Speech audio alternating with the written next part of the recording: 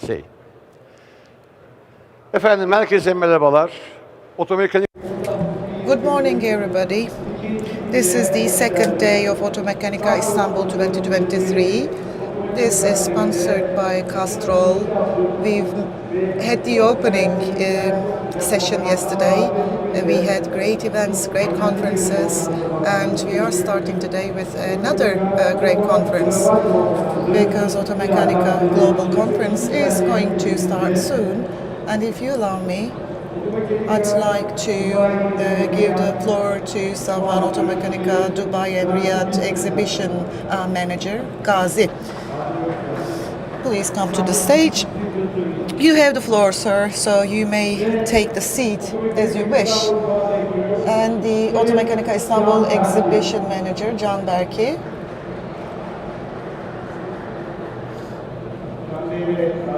Can Bey, Gazi Bey, to make things easy for me, they are sitting next to one another. An Automechanika Global Conference. What are we going to talk about here? And the things that you're curious about, if you have any questions, they are here to address your questions. And it's going to be quite different from the traditional Q&A sessions. So anytime you'd like to find out something, please just stop us, interrupt us and ask your question. So I'd like to start with Can. The global strategy of Automechanika, we are talking about the manager Michael Johannes and Olaf Yusuf. Unfortunately, they're not with us today. So I just wanted to cite their names and I wanted to deliver our apologies. Normally, we plan to have this session with 4 people. So unfortunately, they're not with us. And that's why we are proceeding with Gazi only. As for Automechanika and the global strategy, well, we don't only consider it a brand, we tend to treat it as a family.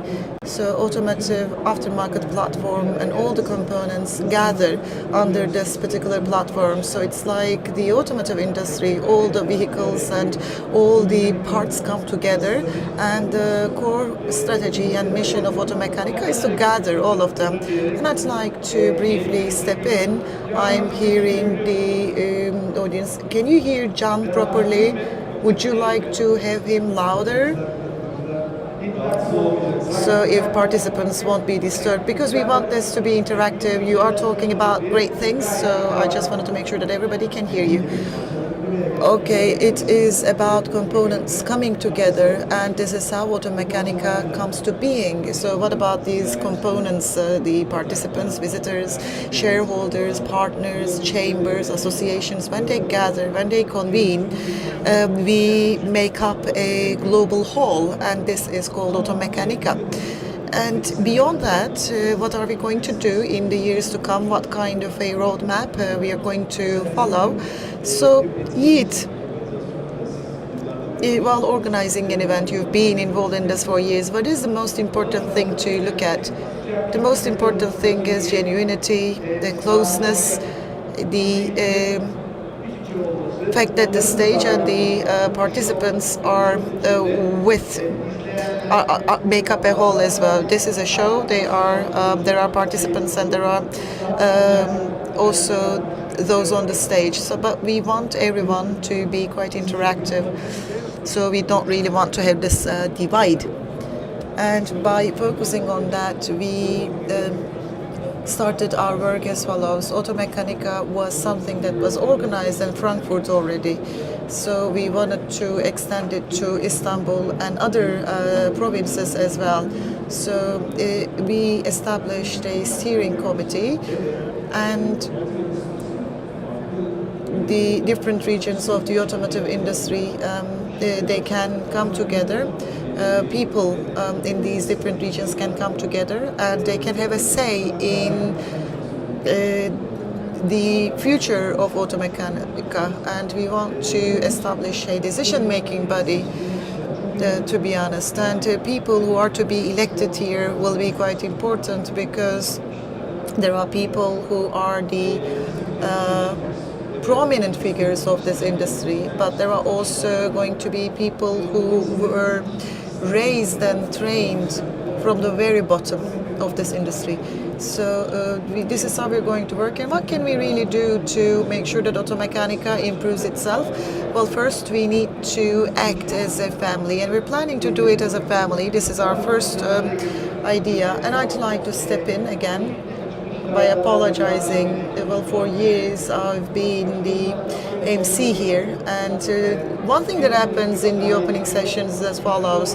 There is a speaker, there is a podium, and there is, well, it is the speaker looking at his papers and only keeping an eye contact when he can, and this is when he hears the people applauding him and then leaving the stage. That's all. But if you have noticed it yesterday, we are here together and we are stronger together. So we wanted to convey this message. That's why we invite all the speakers to the stage at the same time. So it was more like a conversation format, and I hope you understood it as well. So it was a tiny symbol of deciding collectively. The world is changing and we have to change ourselves as well. We have to renew ourselves as well. As you may have seen, well, the clothing, for example, we used to wear ties. We're not doing it anymore, and I wouldn't really imagine myself in this particular outfit. Well, I can see it. Everybody has some beard and mustache. Well, okay, I don't really want to take much of your time, so I'd like to continue with Automechanika. So this warmth and this family concept, it is not really enough. In addition to that, new technologies, new concepts, they're very important, and this being distributed to all stakeholders, this is important as well. That's why innovation for mobility is our new concept, and it was launched in last year's exhibition in Frankfurt. And in the second edition, you see what we're doing here. So the ecosystem of e-mobility solutions, the implementation of that will be exhibited here, demonstrated here, and Automechanika Dubai exhibition. Ghazi will implement it in the third edition in Dubai. We'd like to implement a new concept. The service equipment is what we're focusing on here. Even in the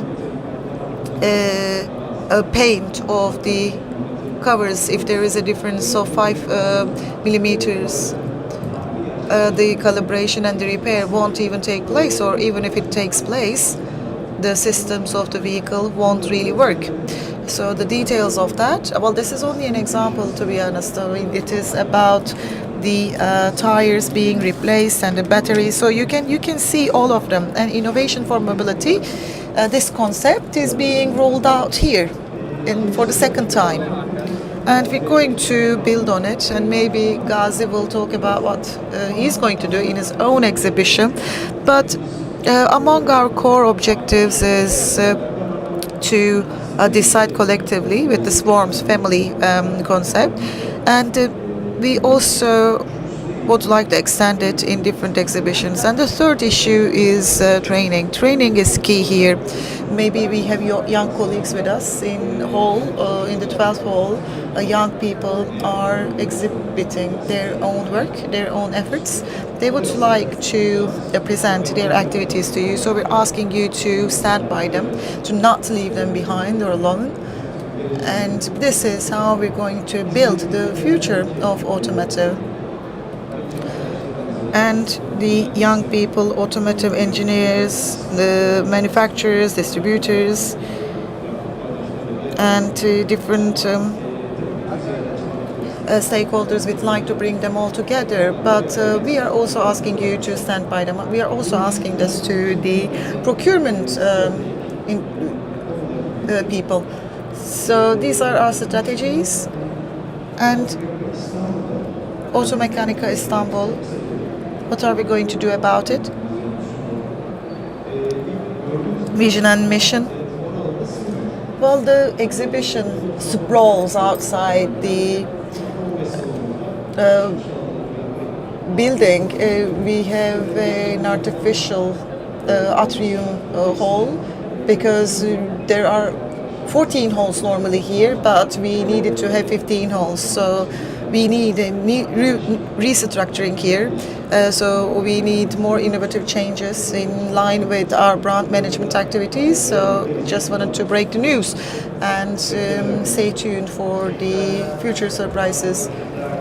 In the 80s or 90s, it was a cliche, so stay tuned was the buzzword back in early 90s and late 80s. Would you like to talk about yourself? I'd like to hear more about you, and then we're going to talk about what you're planning to do. Well, thank you for the opportunity. Mr. Frankfurt, Turkey office, my colleagues. So why am I sitting next to John? It's because he's a brother to me. He's a very close ally to me. I am proud to be working with him. We'd like to extend our thanks to you. Without you, we wouldn't be organizing any exhibitions. We're part of this family, and we are very happy to be with you. Mahmut Gazi is my name. I'm from Kadıköy, Moda. So I am one of you. That's what I mean. So at the age of 15, I left Turkey. It was part of an exchange program. I studied in the States, and after I graduated, I turned back to Turkey. I stayed in Turkey for a while, and I've been then based in Dubai for the past 18 years. I've been working at Messe Frankfurt for the past 14 years, and I am interested and involved in Automechanika exhibition for the past 4.5 years. So we are a team of 15 people. The exhibition is growing, and I also have sales personnel in 54 countries. So I am very much proud of being part of it. So you are in charge of Automechanika, just as John is in charge of Automechanika Istanbul. When you look at the Arab Peninsula, those who take a look at it from a distance, they see great wealth. And this is also related to with the boom of social media, the big buildings and the infinite sources and luxury cars. All those items of luxury and automobiles that you wouldn't really see here in Istanbul. In that particular geography, the people are very much invested in their automobiles, and they know how to spend in a smart fashion. The automotive industry in the peninsula, what about the current situation? Well, that's a great question, a very spot on question. 40 years ago, we couldn't really talk about it, but great developments have shaped the industry. In addition to Dubai, we have other countries, and Saudi Arabia is something that we need to look at. In the past 4 decades, oil-driven economies have started to diversify themselves with tourism. Dubai comes to the fore here. Production, for example, Saudi Arabia is very much on the forefront here, but there is an appetite for change, and mobility is quite important for the Arab culture. They're nomadic by origin, and they place great importance on their cars, as they did place importance on their camels. So from the production of the cars to the tiny bit of screw, the production has already started. So there is continuous development, ongoing development there. But what about its repercussions and implications on the automotive industry? John has a question, I guess. Gazi, in the Arab Peninsula, yes, there is trade, but the production has risen, you say. And in which areas, though? Are we talking about the engines, or is there any production of components there? Well, assembly lines are more frequent, but the production has begun too. And that development,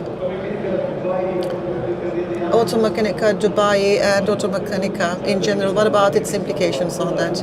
When I look at it, they represent economy based on production, and we also represent the commercial aspect of it. When you look at the participants' profile, 90% are foreigners and 10% are local, because production is somehow limited, so it is driven by imports. But this change is ongoing. And we have a question here. Nurten Berberoğlu has a question. You have the mic for the first question. As for the Saudi Arabia exhibition, Turkish firms have placed great importance on the market there, and we haven't been able to organize this exhibition for a while. We've had the chance to talk about it in the previous exhibitions. When are you going to have it in 2024? And as for the participation of Turkish firms, would you please link them? Well, although it's not going to be as important as here, I believe that it's going to be quite important for Turkish firms to sell their products and for them to penetrate the market. Could you please elaborate on that? Well, we needed to take a break from Saudi Arabia, but in 2024, in August, we're going to hold our exhibition in Riyadh.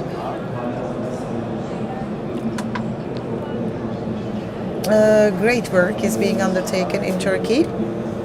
The participants and the partners are working quite hard on that, and we're going to take part in Riyadh. We're going to represent ourselves there, and there is a great interest in going to Saudi Arabia. It's not only in Turkey, but we also see this interest in America and in Europe. And it started with Formula One. It was Saudi Arabia's policies to open up itself, and I believe that it's going to be quite beneficial. And our diplomats are in talks with them as for customs procedures and regulations. There were certain bottlenecks, and I think they're going to be resolved as soon as possible, and the export operations will begin.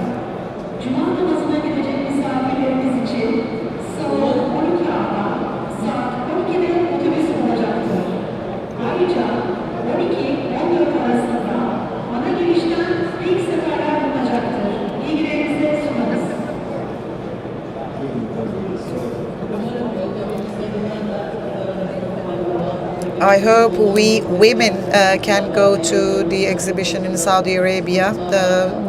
Well, because we had certain problems about women's participation. 2024, when you pay a visit to Saudi Arabia in 2024, you will see a whole different picture. Is it going to be like the change in China? Do you expect such a change in Saudi Arabia? Yes, I've been going there for the past 10 years, and I personally found it hard to recognize the country. So there is radical change there. Automechanika Riyadh, what kind of changes are anticipated? I was going to ask this, but I don't think it's necessary anymore, because you've touched upon quite important topics, and Automechanika is going to be held in Riyadh. And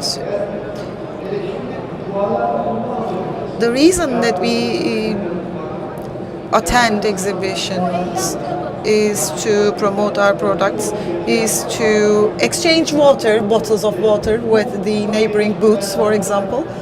And it then blossoms into trade operations, bilateral activities. But there is also some money being invested in exhibitions, and it actually comes up with returns. And Automechanika as a brand helps people start quite sophisticated business relationships, and we have banks brands from all around the world, and Turkish brands also can find a spot for themselves in here. But how do you really help people connect here? And Turkish companies are organizing great things, but if that only stays confined here, it wouldn't really be advantageous. So that's why we need to grow our business further. this is not only related with Istanbul office, and globally, Messe Frankfurt has a sales network. I'm going to ask the technical desk to open the world map. I think it's going to be better. So Messe Frankfurt has sales offices in 72 countries. What do they do? Messe Frankfurt has a presence in 13 countries. As you can see, I was going to say, but you can't see it right now on the screen. Okay, these countries, there are sales operations there, and the sales officers have the same kind of mentality, and this is how the operations are organized. The sales network in those countries are going to be integrated into the exhibitions there. So this is the question for the first, this is the answer for the first question. In all the regions of Turkey, the participants are promoted and encouraged to attend them, and we also redirect the visitors to the exhibitions that are lined up for the exhibition. So then we monitor them, we assist them. This is not only related with our own office, but it goes for all the offices in the world. Even in the exhibition area, Messe Frankfurt employees are there. And in our global booth, if you'd like to find out further info and details, you may go to the booth and you may learn about the exhibitions organized in other countries. But what about the participation? What about participation? If I have a brand, how do I really participate in it? Gazi has the nearest exhibition right now, so he will talk about it. So first we have quotes and proposals. So this is the initial document that we prepare, the list. You prepare it, I prepare it. So I wonder if you pay attention to the following. For example, the participants' requests from the previous years. You take them into account, right? So after you consider them, sales begin, and verbal or the email communications are undertaken, especially in the Arab Peninsula. Phone and text messaging are the popular means for communication. In Turkey, emails are the means for communication. So the visitors' promotion is being followed up by the regional offices. In Dubai, I'd like to share an example. The national participation is an option. What do we mean by that? Automechanika fairs, among them, group participation representing the countries. We call them group participations, we call them pavilions, and we have national participation for every fair. And the organization is being handled by the regions. So we have a German pavilion, for example, and it is directly handled by the sales office in that particular country. So the chambers, associations also provide assistance, but the key communication point is the region's office. As for our Dubai office, for instance, Istanbul Chamber of Commerce undertakes the national participation. As I've said, there are two different types of participation, national and individual. Of course, they have different benefits. As for the individual participation, it's more of a private participation, but then again, if you're a part of the national participation, if you'd like to make an entrance to a specific market, and if you don't know about the market that much, you may be a part of the group, especially if you don't have experience regarding attendance to fairs, then it is helpful. You may be a part of that group. You may be present at the Turkish pavilion. So Gazi, regarding Automechanika Dubai, can you please make a summary of the progress that Turkey has been making? I mean, since you are here as a director, I'd like to hear from you. Well, during the pandemic, all the other stands, pavilions got smaller, unlike the Turkish pavilion, be it the Istanbul Chamber of Commerce and other associations. They contributed to the process, and I think it's going to be the biggest this year. While, of course, there is the Chinese pavilion as well. You see it at other automechanikas as well. National participation most of the time comes from China. I mean, they have the biggest numbers. This is the case in Turkey. This is the case in Dubai. However, the Turkish pavilion, I can clearly say that other than China and Astana, we have national participation. We have a Turkish pavilion, and similarly, other country participations do exist as well, but as Istanbul office, we attach great importance to the Turkish pavilion. And Yiğit Bey, I would like to ask something. Have you been a part of a national participation at any fairs? Well, no, but then again, if you have any ideas, if you're making an offer, a proposal, I would be more than happy to. No, it's because you have been a part of various races. Thinking about races, think about racers coming together, individual racers racing individually or coming together as a team. Back in 2018, I was together with Kenan Sofuoğlu as he attended the last race of his career. That was in Qatar. Turkish people living in Qatar, you don't know them, but then again, they come and find you, and it's as if they are like they've been friends with me for the last 40 years. They are so open and they are so friendly. When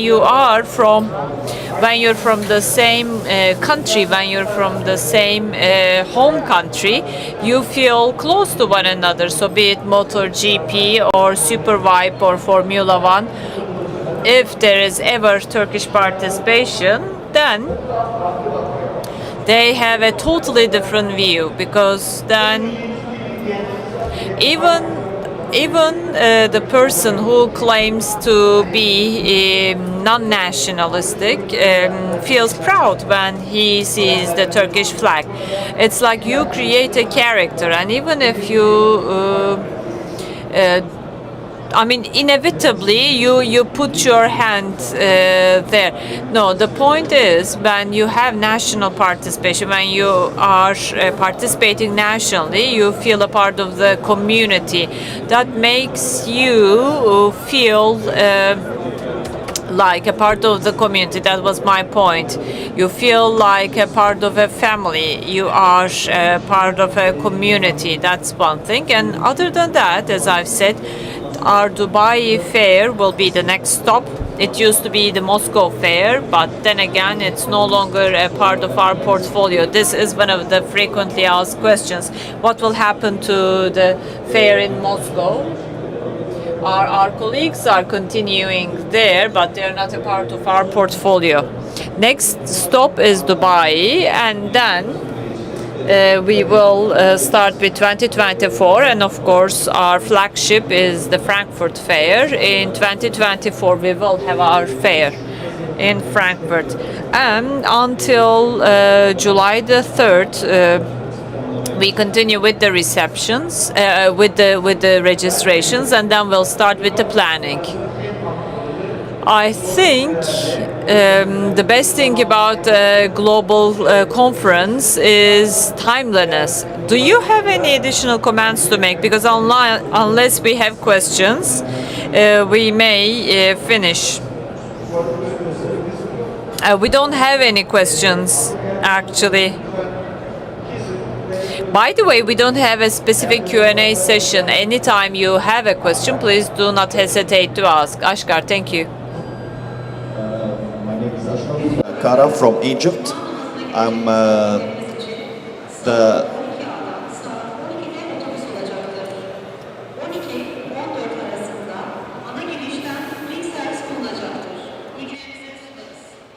Please. I'm sorry to ask my question in English. I cannot speak in Turkish. Okay. Actually, I have two questions. One to Mr. Berkey and Mr. Ghazi, and the other for Mr. Berkey only. Let's start with the first one. It's a little bit strategic for Mr. Frankfurt concerning Automechanika Moscow. After almost cancellation of Moscow, there is some directions from Mr. Frankfurt towards the previous activities which was happened there. So what's the general strategy? Is it it will be directed to a certain Automechanika in other edition, or it will be distributed for all or other things? I would like to know both from you your opinion concerning this. And let me ask the second question concerning Automechanika Istanbul. I miss the sector of tires and tuning cars. Why? For many years, till now. Why you don't care about these sectors? I think it's very important, and especially for Turkish people, I think they are interested in this. Thank you. Thank you, Ashraf, for the great questions. First, Moscow. Well, I mean, because the situation in the Black Sea region, we are not directly getting involved to the Moscow area as Messe Frankfurt, and for that reason, we just put it out of our portfolio and continue with other Automechanikas worldwide. But the team over there, our friends, our old colleagues, are still working in the same direction as we do. So if anybody would like to contact them, they can directly contact from their webpage and their email addresses from there. So I think that would be the best explanation for it. But Automechanika Moscow or the MIMS are not part of the Automechanika portfolio anymore currently.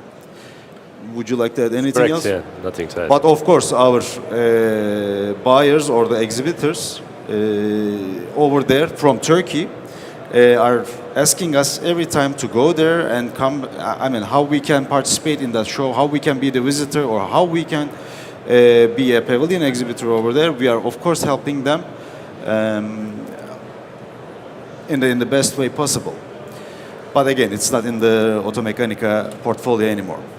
For the tires and tuning in Automechanika Istanbul, it's a debate for many years that we are having with our companies, with our buyers. What they are thinking basically is the parts and components and the electric and the connectivity should be the main focus of Automechanika Istanbul due to the market.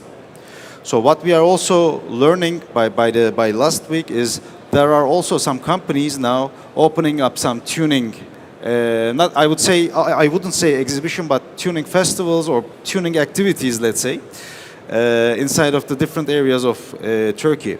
But of course, the accessories and tuning are an important part of the Automechanika brand portfolio. So, I mean, we are putting them in Hall 12A in this show and expecting to do also some different directioning on the next years, which are either giving them a different area.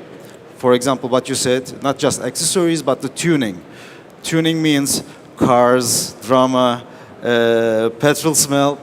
I mean, these things have to be in a different region inside of the venue or outside of the venue. So the strategic decision will be done after the show.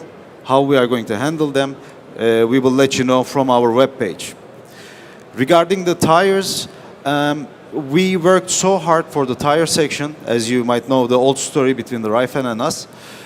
We worked so hard to create this hype. But unfortunately, we would be never be having that much exhibitors as Ghazi here, as he's the master of the tires and the batteries in Automechanika Dubai. The market just isn't right for the tire companies. When we are talking with them, when we are talking with the tire manufacturers, they are saying that they had enough market share and they don't need any coverage on the venue or the fairground. Maybe for the next years we will be bringing them as sponsors or some different marketing activities on inside of the venue. But I mean, the general idea of the tire companies are that they do not need any coverage inside of this show. So we will also find a solution for that on the next years. That's correct. I think sometimes our business is dictated by our clients. For example, in the Middle East, especially in Dubai, the trade license of a tire, let's say dealer, also has battery. So it's tires and batteries. That's why we have that section. And there is no other platform within the Middle East. And they choose our show over other shows. However, it's in different automechanikas, different products are stronger. Evet. Yeah. Var mı başka sorusu olan? Mr. Canberk'i. Eğer yoksa çok teşekkür ederim. Unless we have further questions, we would like to thank Can Bey and Gazi Bey. We have a small token of appreciation, and I would like to kindly invite Messe Frankfurt General Manager Tayfun Bey to the podium in order to present tokens of appreciation.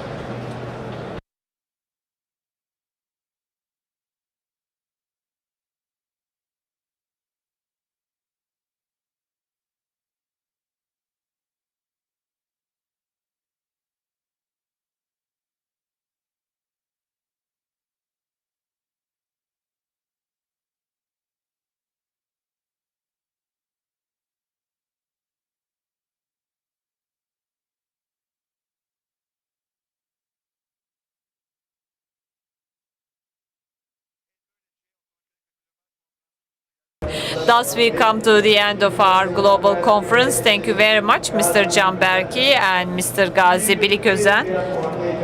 We are looking so much forward to the Riyadh Fair in 2024. We will continue with our next session at 12 o'clock. It's going to be the highlight of my career as a moderator. It's going to be a challenging session. Equality for business, gender equality for sustainability.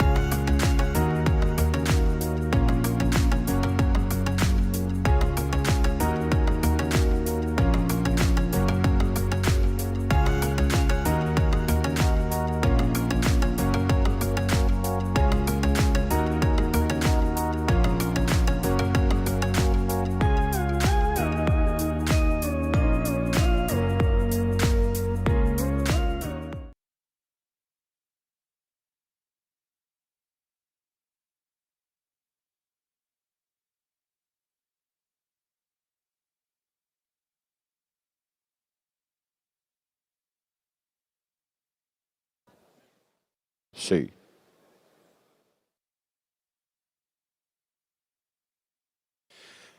Yaklaşık We are 5 or 6 minutes late. We're sorry for that. It's not an easy thing to make things right and correct, so sometimes it takes time. I'm now going to tell you how I fell in love with my wife. I'm going to tell you why I am in love with my wife. It was 3 or 4 years ago. We were attending the wing camp and we were just getting to know one another. It was the beginning. We were not even going out. It was like 9:30 in the morning. That our car got stuck in snow. I thought in my life I always had needy people in my life. Like I was feeling like a hero and I was to save people's lives. So the first thing she did was that she got out of the car, she opened the booth and she got the shovel and started clearing the path and asked me to drive the car. She didn't need me. She was so much focused on solutions. So in your life, when you have strong-headed people, tough and genuine people, we always should have such people. After this incident, she got out of the car and got the shovel and started clearing the path. I fell in love with her and I got married last year and I feel I'm the luckiest person on earth. Why am I telling you this? Is it the feeling of neediness? Is it the feeling of saving people's lives? No, we don't need that. We instead should be at the same level. We should be doing business at the same level. We should produce together. We should consume together. For sustainability, we need equality, social gender equality. So for that, I'd like to invite our panelists to the podium now. Nurten Berberoğlu, Dilek Ulu, Elif Sağlam, and Aslan Mermer. I'd like to invite our panelists to the podium now. This is going to be the most challenging and exhausting and maybe the most enjoyable session. There is such a fine balance here. I know you don't like it, but even if we make positive discrimination, it may be confronted with reactions like ladies are like flowers. When you say that, ladies get crossed with you. Well, she had said that, one of the reasons why I fell in love with my wife is that I'm a human being and then I'm a woman, she had said. I know you're extremely excited, but I'd like to leave the floor to you now so that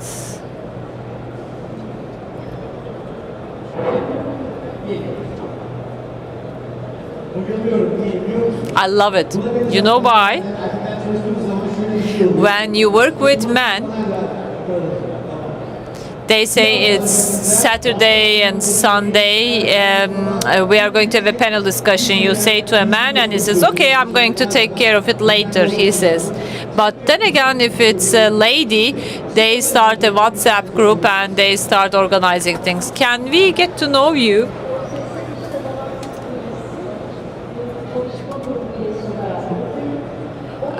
Unfortunately, we don't have sound.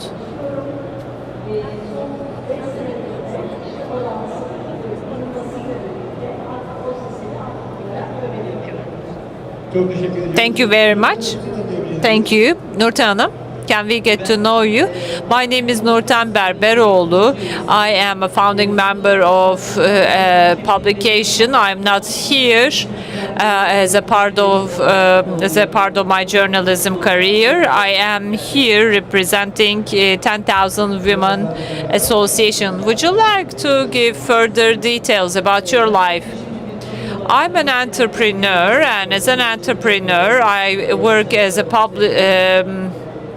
I am involved in publication business, and we are producing various publications. And the reason why I founded the association is to give inspiration to women. And in this corner, we have Technorod. Two colleagues, they did not want to separate, you know, just like the best friends at school who wouldn't want to be separated. I'm not going to do that. Hello, this is Dilek Ulu. I am HR and Development Manager at Technorod. I'm a part of the automotive industry for the last 10 years. I worked at the Chinese office for 2 years, and for the last 2 years I am involved in social responsibility projects as a director, and I am a mother of a 2-year-old girl. Hopefully this is going to be an enjoyable session. Thank you. Elif Hanım. Elif Sağlam. Can you hear me all right? Okay. Elif Sağlam. Technorod Automotive Corporate Communication Manager. I have been part of this business for the last 13 years. I worked always in human resources. Last 8 years dedicated to automotive retail and supply. I continue with sustainability journey at Technorod as Corporate Communications Manager. I'm also involved in many corporate responsibility projects. We are here with Dilek Hanım representing our social project to provide inspiration to you. Thank you, Elif Hanım. Well, when we have such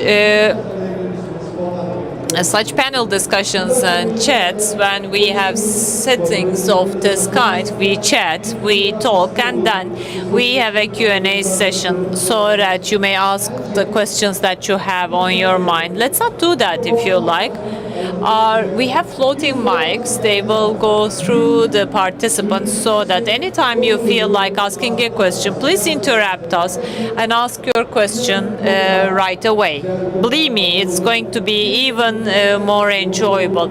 And if you are feeling tired and if you'd like to sit for a few minutes,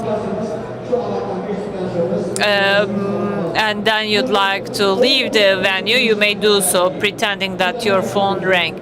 So give us some information about your association, would you?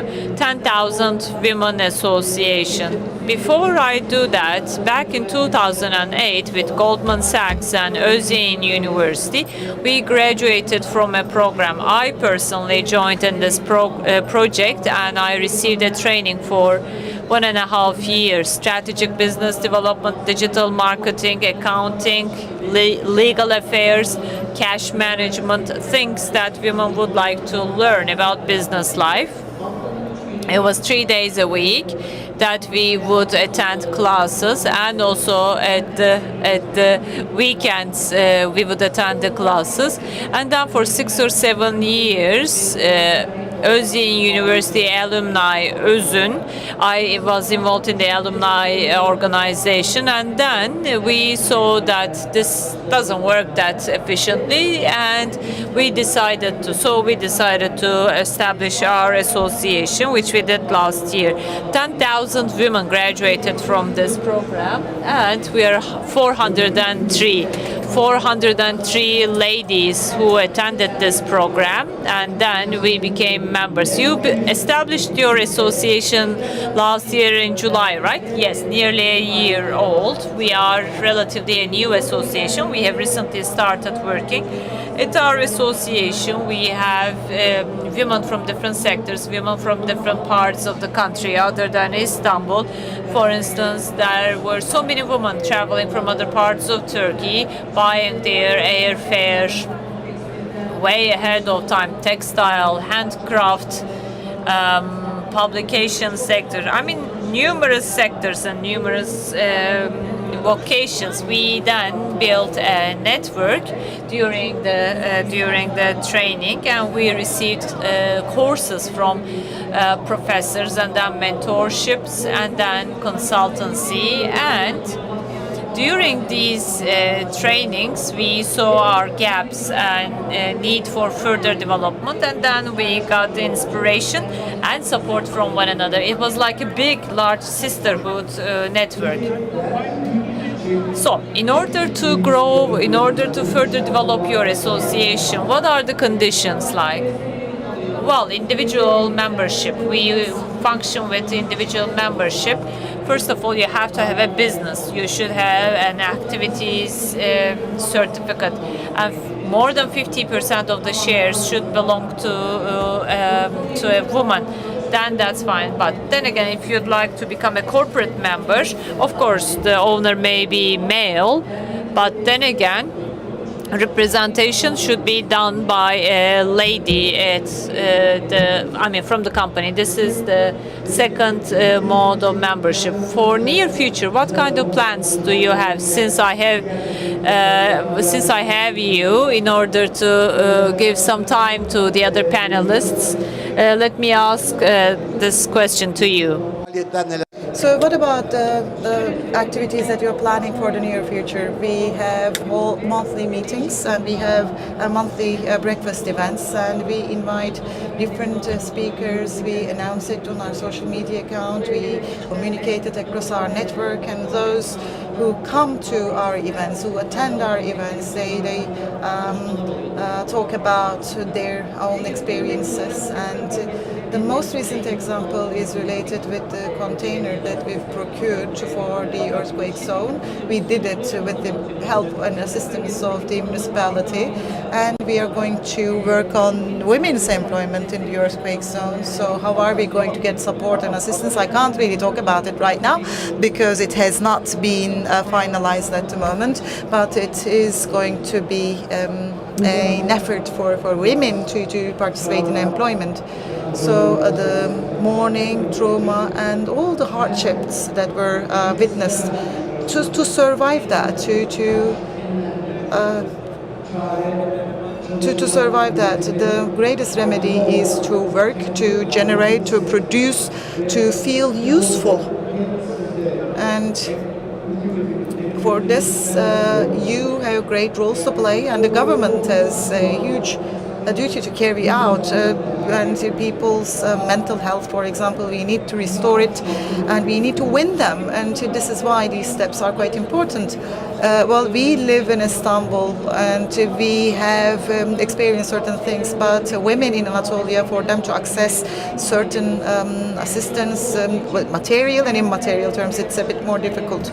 And our life experiences and success stories are inspiring for them. We held talks during the pandemic on social media. I'm not going to be humble here, and my speech got the most views. Entrepreneurship with zero capital was the title of my speech. So valuing people, or some people being able to understand your intellectual capital and investing in you and believing in you. Well, for this to happen, for this to come true, people need to believe in you. And the people reached out to me personally asking how I did it. It's not everything is about money, but the first is touching people and making them believe that they can do it. So it doesn't matter what kind of business that is. It doesn't matter what kind of money that they will need, but we need that little push for them to take a step. This is what you're doing, right? By replying the first questions, Aslı, Dilek, and Elif. Well, Aslı, are you more comfortable now?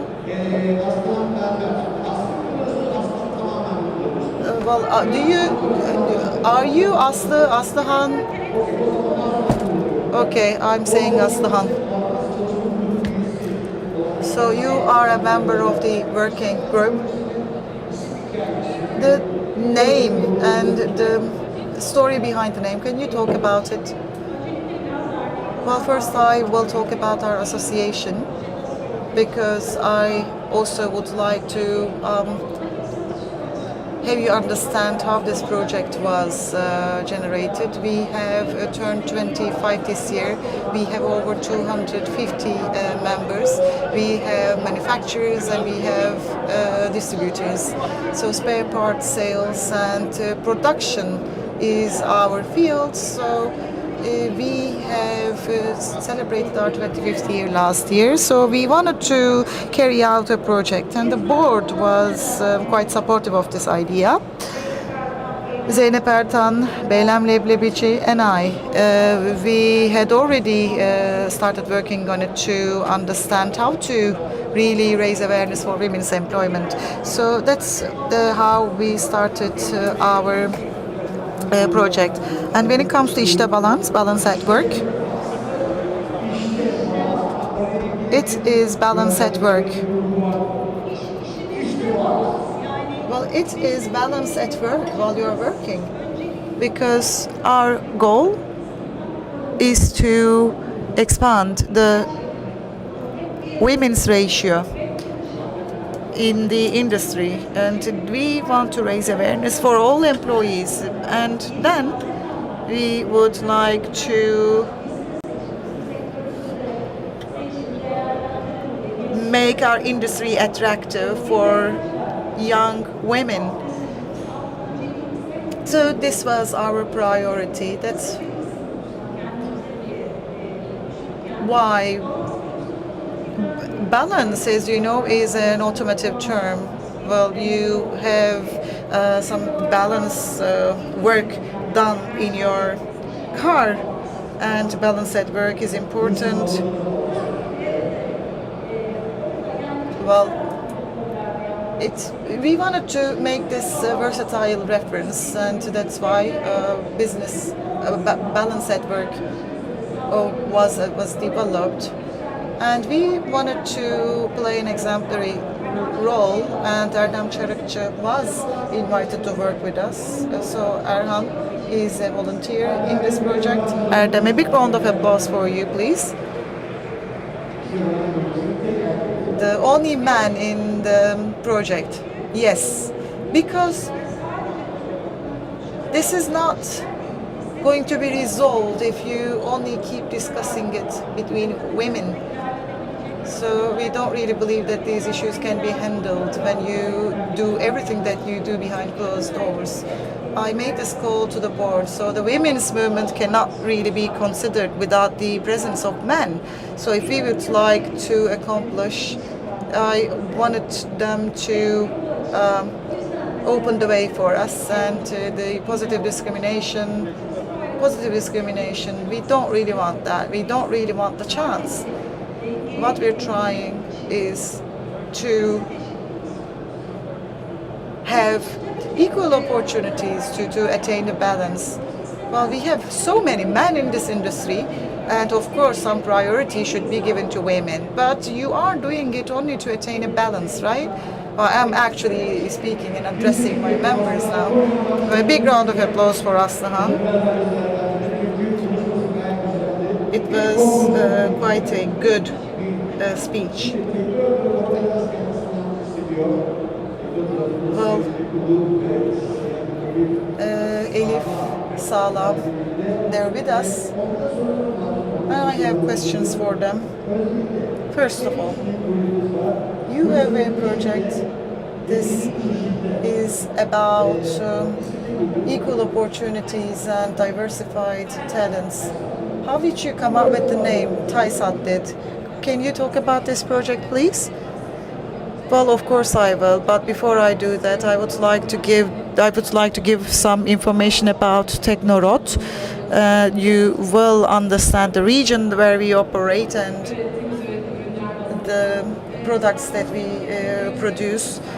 We were established in 1992. It's a 100 local company. It's more like a workshop style business. In 2008 we started growing, and we moved to integrated facilities. We have some 3,000 employees. Our head office is in Istanbul. For passenger cars, we do front suspension systems. So we produce critical parts 90% of our activities are based on exports, and we have our booth in the 7th hall. For our project, well, automotive spare parts and supply industry and attaining gender equality there was important, and we are all TISAT members, and TISAT partnered with EBRD and a very prominent consultant, and they initiated a project. 112 companies made an application, filed an application. A research paper was prepared, and a company was selected by this under the realm of this project, and Teknorot is one of them. Well, I don't really think that we can make analogies to the automotive industry, so because it's not really about KPIs, it's not really about a schedule, so it's not really a systematic project where we follow certain KPIs. We are building this project on awareness. So 5 companies were chosen, and we all needed to establish our own journey. So there is not a recipe, there is not a formula to that. So it was good because we created the pathway for ourselves. So we had our own roadmap, because every group has its own dynamics, and we wanted to maintain the dynamics as well. And we carried out a project, and we had certain findings and conclusions. So awareness, impact area, and inspiration, they are important, and we need to explore it well. We need to build the know-how. So this is the framework. Of course, we're going to talk about the details, but this is the initial framework. So, well, for sure, important steps were taken to eliminate all these mental discriminations that we had, and the immaterial part of it, spiritual part of it, was also key. So you're here to talk about this, about the place where this story is being narrated. Well, women played a great role in the organizing of this event. Işıl, Anika, Neslihan, Şevval, all those people that I'm able to see right now. Demet, are you one of us? Okay. Well, for this environment to be established, people worked day and night. Many women, worked day and night. So 1.5 hours of a session will not really be adequate to talk about how hard you worked with great devotion. That's why, taking this opportunity, I would like to thank Işıl, Salam, Anika, and all other women. So Dilek, how did this project come to the fore, especially in Düzce, increasing women's employment? What did you do for this? Well, there were 2 objectives. The first is related with touching Anatolian women, as Nurtan mentioned. It's quite a sensitive issue, to be honest.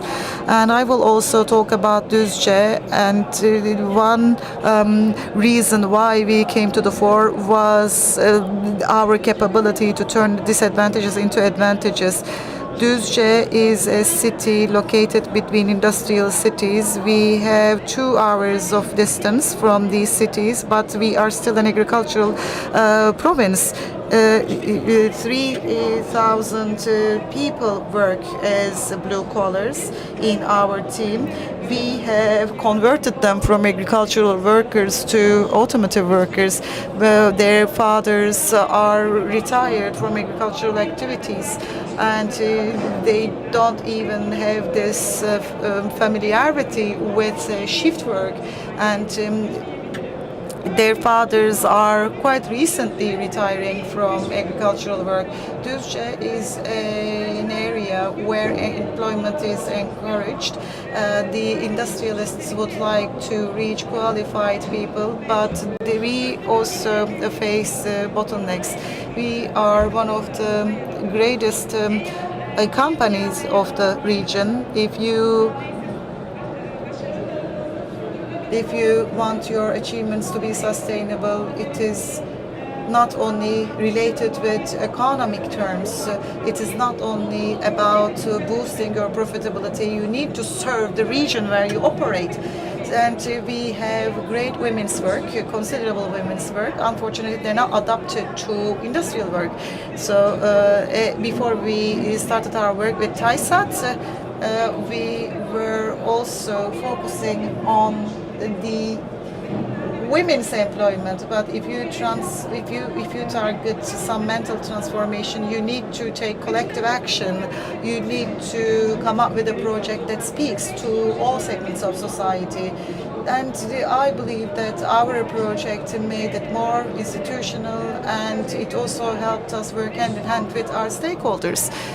And currently, we have started employing women in production. And we certainly witness some problems in the region, because the most important, second most important issue is the perspective of the management. If the perspective of the management is unable to support you, it turns out to be a journey without a roadmap, and you mostly get lost in it. That's why the management is key, the leadership is key.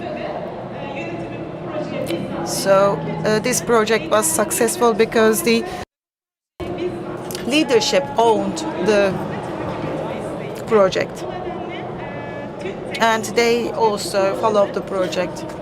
So social responsibility awards were granted to us, and where we are standing right now is thanks to the efforts of the management. We are able to talk about this success story.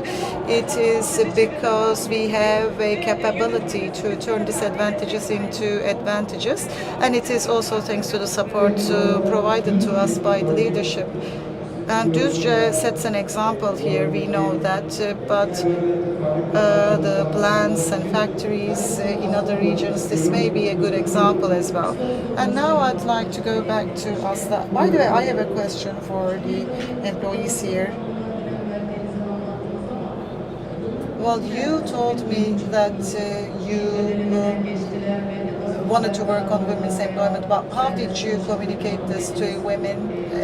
Well, how did they really find out about your projects? Because we are talking about sensitive machines, we are talking about assembly lines. So how did they really receive training? How did you handle the differentiation? So, and how did you really find so many women? So it wasn't like us employing all women. We were going to talk about it already. I was going to talk about it already. So first and foremost, we carried out a very good communication activity. We had announcements, and we were deriving our power from women, from packaging to all other operations. We first announced to external stakeholders that we were employing women. What we're trying to do is as follows: if you are willing to work in the automotive industry, we are ready. This was the message that we conveyed, and those who wanted to understand it understood it. And this is the production site, this is the assembly line operations, this is where the manufacturing activities, the clothing rooms, the mosques and toilets, they are all ready. Before we launched this project, we wanted women to feel comfortable, so, and we provided this comfort to women. When they took a step in technical terms and in psychological terms, they received the necessary support. And now we have women working in all operations. It's quite successful. And I'd like to go back to Asla. Is this me making the noise? Okay. In the initial parts, were you able to evaluate the findings when you started seeing the first products? How did you really evaluate it? In the first period of our project, 20 business people provided mentoring to 20 women, young women. We also provided sector-specific training courses. We conducted dual work on the side of employers and on the side of young women. We wanted women to prefer it more, so we wanted to work with women as well. We introduced our industry, and we also conveyed the message to employers that the number of women was quite limited in the industry. We also attracted women to certain industries. We did it by providing mentoring. We also helped them have a guiding light for their own journeys. We also worked with universities, and at the end of the mentoring activities, 2 young women started working with 2 large distributors of the employer. One is my mentee, Ece. She is with us, and Dila. Unfortunately, I haven't seen her. Ece. Ece is the most tangible outcome of the first period of the term, maybe the first term phase of our project.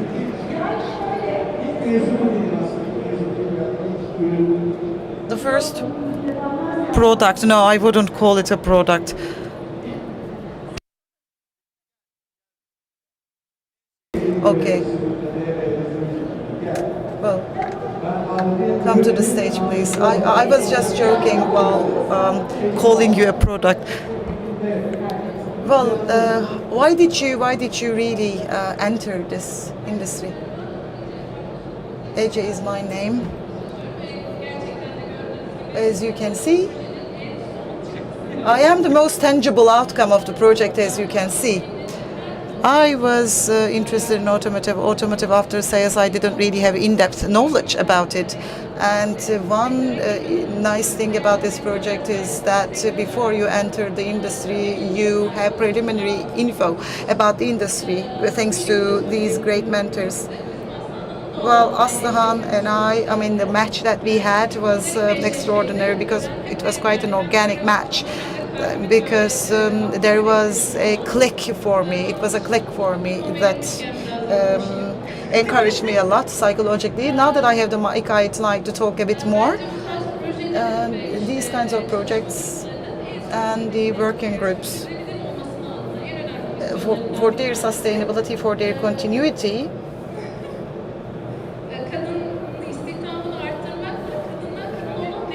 increasing women's employment, but at the same time expanding the network between women, among women.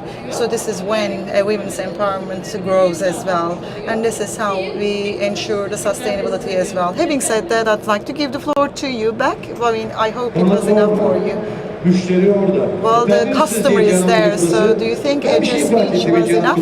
I noticed something as you were talking. Aslıhan, you have 2 children, I know. So you're a mother at home and you're a manager at work. Do you sometimes confuse them? I mean, do you tend to act like a mother at work? Because you were looking at Ece with such pride.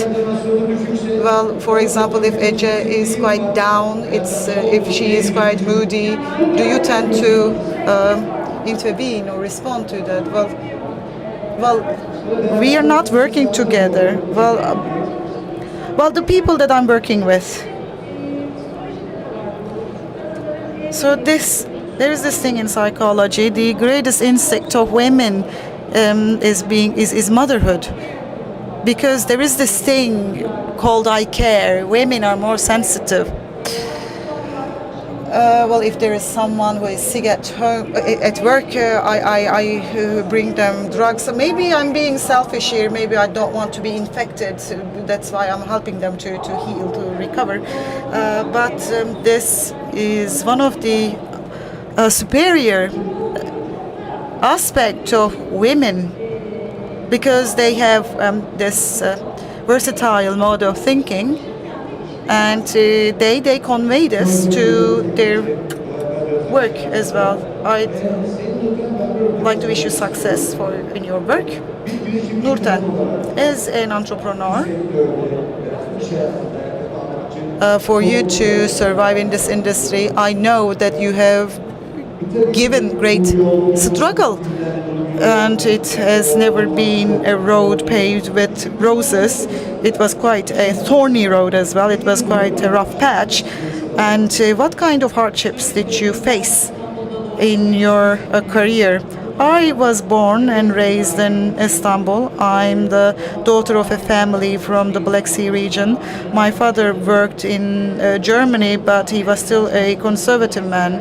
Although he was a knowledgeable man, he didn't allow us to venture into business.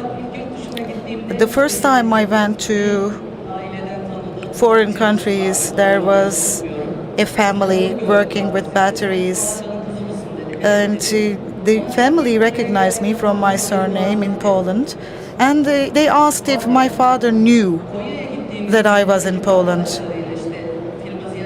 Well, we were paying visits to different places. In Konya, for example, we were paying direct visits.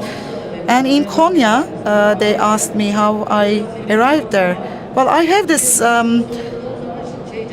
rebellious side. I always have quite straightforward answers. For example, in a tax office, the tax officer asked me how on earth I was courageous enough to establish a company by myself as a woman. I was being warned that I should be conducive, but I wasn't. I wasn't really agreeing with a compromise there. So, do you have a husband? Do you have a father? This is always the approach, as if you cannot be successful by yourself. Evet. Sizin hayat tecrübeniz, sizlerin hayat tecrübesi ve hepimiz. Of course, we all gain experience. Can Berke has experience, Gazi Bey has experience. I'd like to say something at this very point. As I was going through the most glorious times of my life, everything was upside down, and I found myself on the ground, flat on the ground. Things somehow started going downwards. And my wife actually helped me stand up again, her existence. But she did not actually lend her hand. She just helped me to stand up again. She did not actually encourage me excessively, but she told me to be back again. If I'm back on the stage again, if I'm back on stage again, if I am doing my thing again, it's thanks to the great support that she has given me. It's so great to have her. Well, let me tell you, in 2008, I had two publications, and as I joined this 10,000 Women project for 3 years' time, for 3 years period, we worked on budget preparation, and we were expected to provide feedback. I could stay and I could continue with these 3 publications, but entrepreneurship never comes to an end. There's a company here which is a sponsor of this event. I had actually worked with them 25 years ago, and they apparently have developed themselves, and so did I. Of course, you get support from your friends and family, you get encouragement and motivation, but it's up to a certain point. After that, you have to go for a more scientific or technical assistance. When you get such assistance and when you equip yourself with technicalities, you feel more courageous. You need to adapt yourself to the change. That's an obligation. I am so fortunate that I was able to do that. And let me tell you, Automechanika was my dream. As I come to Automechanika, I feel so energetic and so motivated here at Automechanika among so many men. I know that I have gone overseas and traveled with so many men on the plane or on the coach, on the bus. But then again, this certainly contributes to my vision. So I'd like to thank everyone. Great. It's so great that you feel you are enhancing your circle. Once you enlarge it, you explore new lands and new territories, and then you don't stop there. Everyone is a lifelong student until the day comes for your graduation. You continue to learn. So I'd like to turn to you, dear Elif Salam. You made sure that this project is a project based on voluntary work. How did you see the outcome of the project? The floor is yours. Well, we are actually living in the era of communication. It's thanks to communication that we are able to make it here. The power of communication and the power of social media, we made very good use of that. There was this declaration of intention. 5 companies had signed that, and then we published a declaration of intention and a declaration of sincerity from all channels. We wanted to declare this because we wanted to be an inspiration. As we had meetings among ourselves, interaction meetings, we took one another as examples. The results changed, but then again, it was okay. We took after one another as best practices, and as Dilek Hanım mentioned, especially if you are in a disadvantageous region and if you have the chance to change people's ideas, that's a big gain. We did not want to just ensure that 50% of the employees would be females. If we are able to hire a woman for a department composed of men only, that's a big gain. We call this the domino effect. The more you share, the more networks are established. NGOs, universities, societies, TAISAT. We were hosted by TAISAT at a webinar. We had the chance to tell about our project. Düzce, women entrepreneurs, etc. We are in interaction with so many associations, and this is to comply the 17th goal number 17 for UN Global Compact. So from the local to the national level, we are taking steps, and we are here today. And of course, we are considering our internal stakeholders as well. In our correspondence, in our emails, as we correspond, we sometimes are making mistakes. So we decided to highlight those so that we avoid using them. Our CFO is a woman. We have an Indian CEO, a female CEO, a woman CEO, and we have so many colleagues,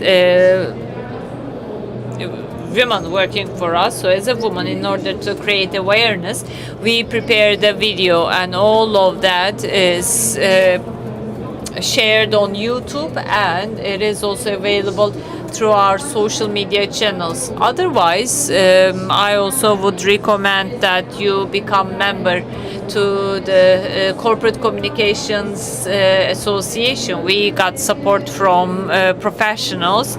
They also have a committee, Ebru Can Erkan. They have chat with her. It's quite enjoyable, and she's a project consultant for us. And Teknorot sustainability journey. Teknorot has started with the sustainability report, and the FAGE project is also mentioned there in quite detail. So on a global scale, we start from a local level, and then we make it to the national level, and we are so happy about that. Communication is key.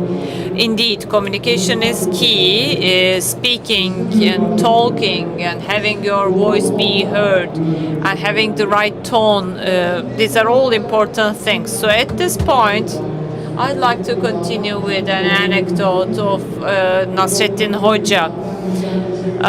he fell off to the ground from the rooftop, and then when people came to fetch him and take him to a doctor, he said, no, don't take me to a doctor, instead bring me someone who also experienced the same thing. So I'm going to come down from the stage. You know why? Because Nurten Hanım, Aslan Hanım, Dilek Hanım and Elif Hanım, in their own businesses, may come together as colleagues, as sectoral players. So how would you chat among yourself, and what would you say to one another? That's what I really wonder. Okay, let me start then. We are discussing social gender equality, so I'm sure that we all go through glass ceiling experience. When we say glass ceiling, we don't mean only the managers and directors in our professional life or any potential inequality or glass ceiling issue, but unfortunately, if you are working in the business sector as a woman, that may create different perceptions. For instance, Nurten Hanım talked about her trip traveling on the plane with a group of men, and when I say I work in the automotive industry, people say, how come? Do you know about the parts? Do you know about the brands of cars? Believe me, it is so cool when you talk about automobiles. It's so cool. You look so cool. And by the way, I am mostly involved in recruitment, hiring of people for blue-collar workers. One day I had an interview, and I was to talk with a candidate for a blue-collar work. Can I get to know you? I said, and he said that now. Don't you have a supervisor, a male supervisor? Do you know about production? Do you? No, I don't have a supervisor. We will get to know one another. I'm the HR manager. If I hadn't had this awareness, if I didn't know this, I would be shocked, and then I would just send away the guy being frustrated. This is actually a trap. When you think that you don't share the same values as the candidate, then you don't want to hire that person. Well, it has nothing to do with me. It has nothing to do with him either. It's actually related to the culture he has been brought up. For the last 2 years, I'm taking steps in order to change this. If I were at the beginning of my career, I would just hush him away. But then I stayed for a few seconds. I reflected on it and said, Dilek, this has nothing to do with you, I said to myself. It's not bad intentions. And then at the end of the process, I hired him, of course. Guess where he has been employed? I actually hired him for a position at a department which is led by a woman. He completed his orientation program, and then I saw him after a few weeks, and I asked him how things are going, and he said that, Dilek Hanım, I clearly remember the job interview, and I have a daughter, so I now know that I was rude to ask you about that. So I now get it, and I'm going to make sure that my daughter is brought up like a proper man, as the saying goes in Turkish.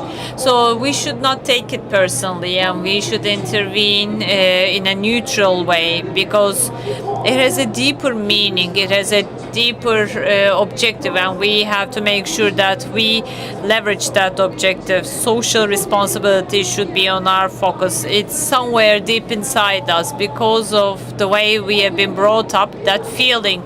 We have to work on that feeling in order to change it, modify it. I just wanted to share this anecdote with you. Lovely. I'm sure you also have anecdotes to share. Let's have tea and talk kind of style. Elif Hanım?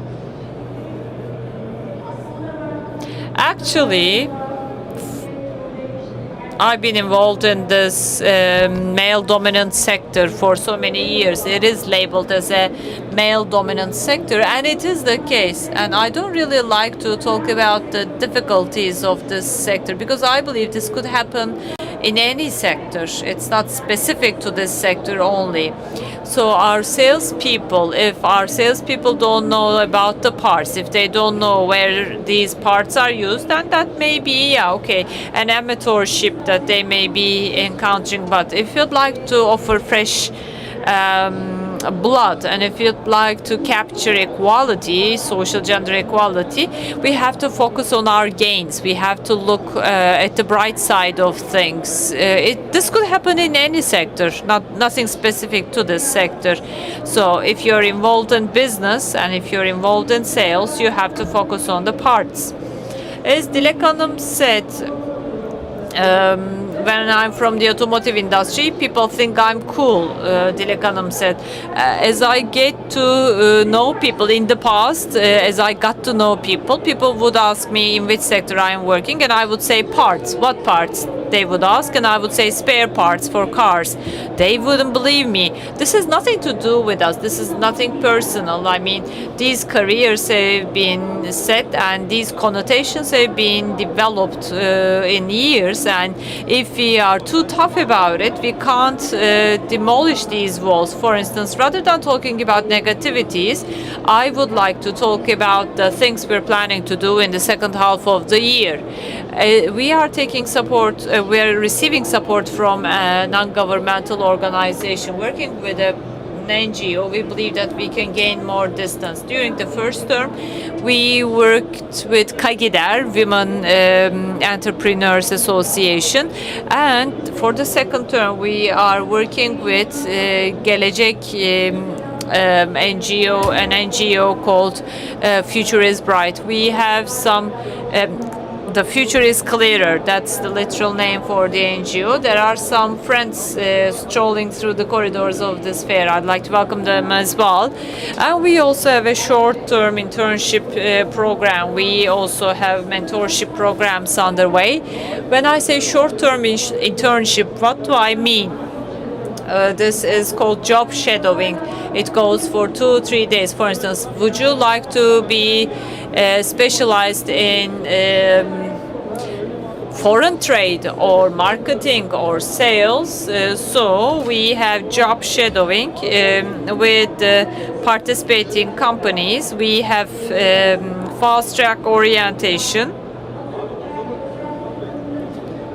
Maybe the name may sound intimidating, but then again, this is not intimidating. I mean, just like banking, this is just like any other sector. Nurten Hanım, I have quite interesting anecdotes, but I'm going to stick to a couple of them. Well, there are different parts.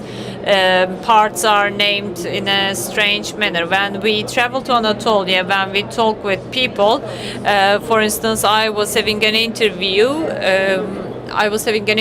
with someone, and the person I was talking said that I'm working as a handyman. He said I didn't first understand it, and I asked what exactly that is.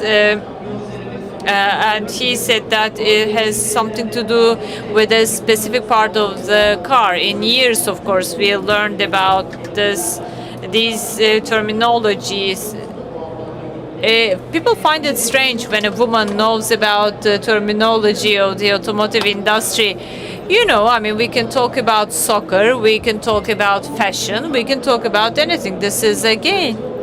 So this is quite enjoyable, actually. This is only one of the anecdotes.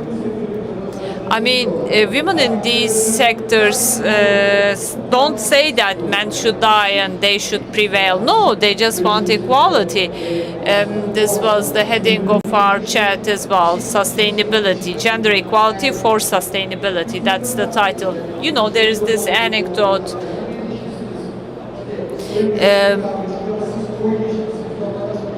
when everyone is in greens, people say too many greens. Some are wearing light greens and some are wearing dark greens, but it's all about equality after all. We're coming towards the end. Do you have any questions? Unless you have questions, we may call it a day and we may conclude with a brief story. Any questions from the audience before we conclude? Okay, since there are none. I don't know where I read this, but I had found it quite amusing. Back in 1950s, especially on the shores of the Aegean region and the Mediterranean, as land was to be shared within among the members of the family, men would go for fertile land, like farmlands, and they would give the shores to the sisters.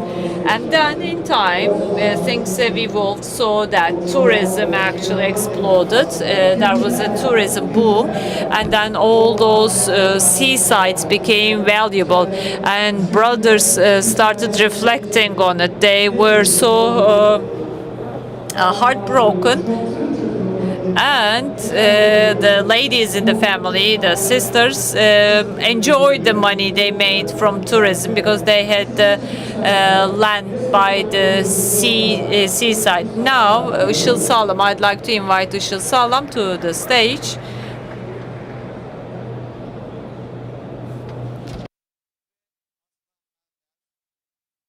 Aslan Mermer, and we also have the distinguished general manager of Hannover Messe to present tokens of appreciation.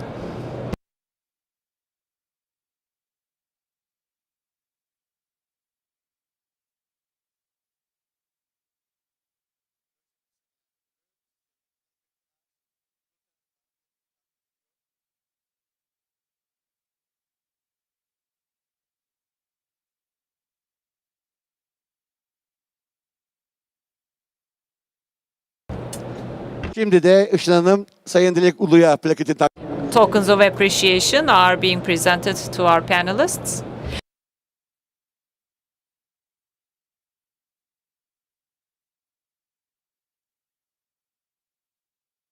Ve son olarak da Döşemesi Genel Müdürü Sayın Anik Akalar, Elif Sağlam'a plaketini takdim ediyor.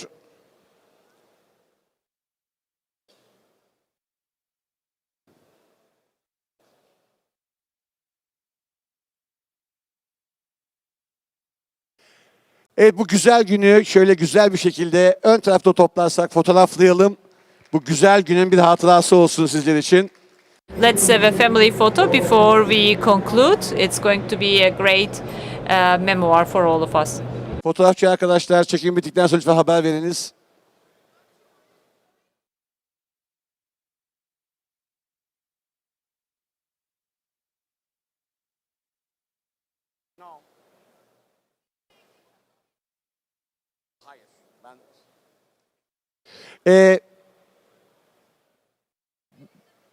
Bu güzel organizasyonda bizlerle birlikte olan, çalışan ve bu alanda bizlerle olan It's really great to have Neslihan, Şevval, Zeynep and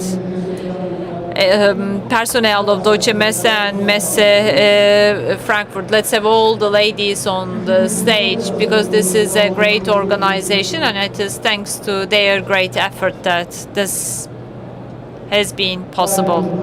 Ladies only. sadece kadınlar.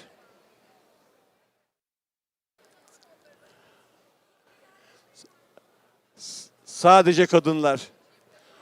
Bu faz için, sonraki faz için daha da bir değişik bir şey düşünüyorum. Buyurun efendim. Daha toplu halde, daha samimi, daha iç içe.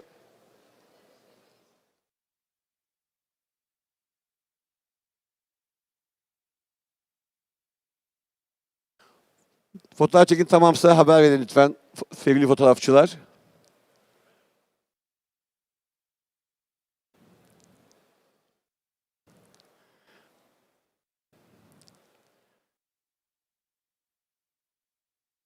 Tamam mıdır? Lütfen dağılmayın, lütfen dağılmayın. Please stay. Şimdi en sevdiğim ana geldik.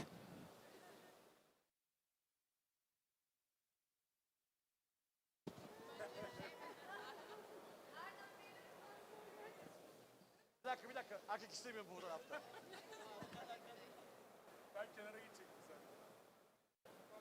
Tamam mıdır? Şimdi Erdem Bey, Sayın Can Yümer. Hadi. Can Bey de geliyor. Orçun Bey lütfen siz de.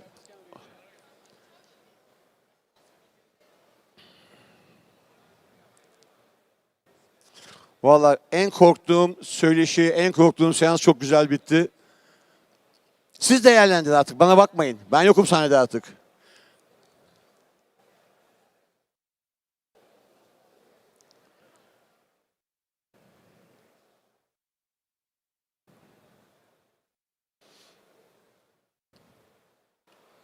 Çok teşekkür ediyoruz. Bizimle birlikte olduğunuz Thank you very much for attending our session and for being with us on stage. I have one last word to share. This is my life experience. I'm at the age of 51. I learned so much up to this age, but the most important thing is that never fight with women or cats. You always lose the fight. Once I stopped fighting with them, my life improved.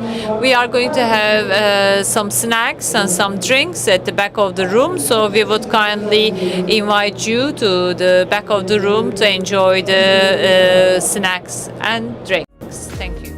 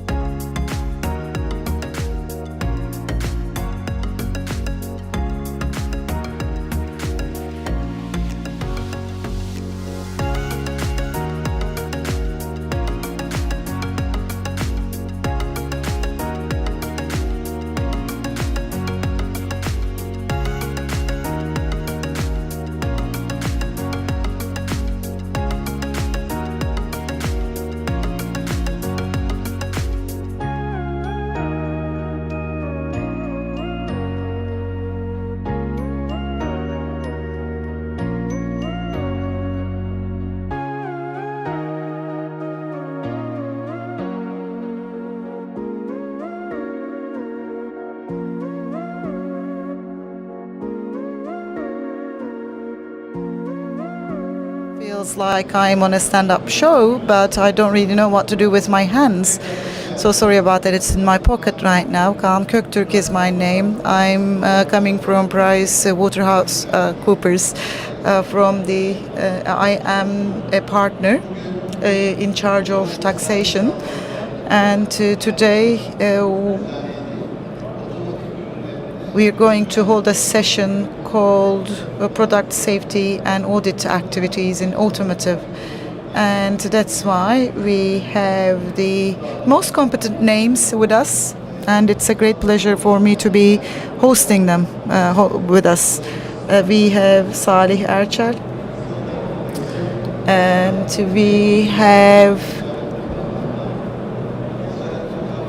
the participants from ministries. One is Salih Erçel, and the other is from the Ministry of Industry and Technology. Industry and Technology expert Ozan Erdem is with us. We also have Mehmet Ertuğrul Kaya from a transportation system center. And I know that our time is limited. I'm going to take note of that. And you may have noticed that I'm quite a chatty person. So without further ado, we will talk about this issue. And we are probably Mehmet Ertuğrul Kaya. I'd like to give the floor to him, because he's probably the most competent name in his area. Ertuğrul, you have the floor. So please talk about e-sign and approvals. Well, thank you very much. We have a slide. Could you please reflect that on the screen? Ertuğrul Kaya is my name.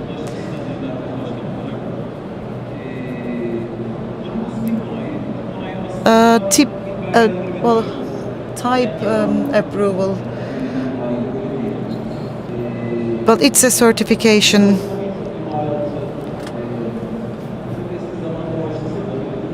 Well, automotives started to be manufactured a century ago.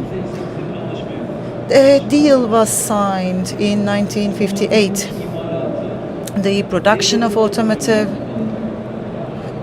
was basically, it started to be governed by the state. So we have a system that is being governed by the government. So this is something that sets us apart, because this production takes place with the assurance of the government, with the customs procedures. It is basically the passport issued by the government. So this is how customs clearances take place. And there are two types of certification. The first is developed by the United Nations on the basis of systems. The second is the type approval system developed by the European Union.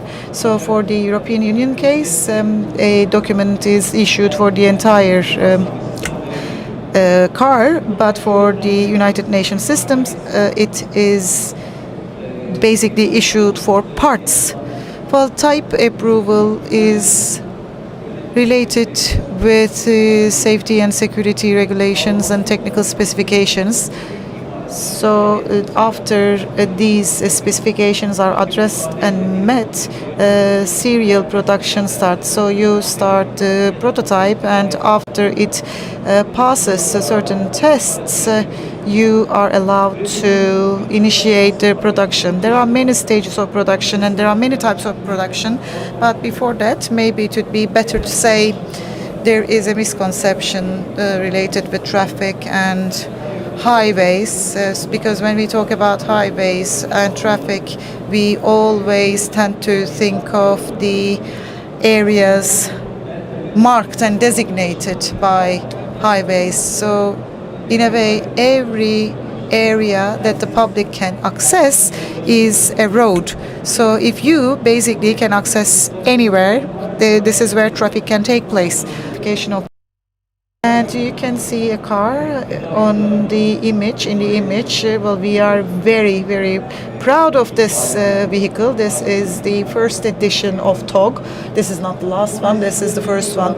So type approval system. When we look at the details of that,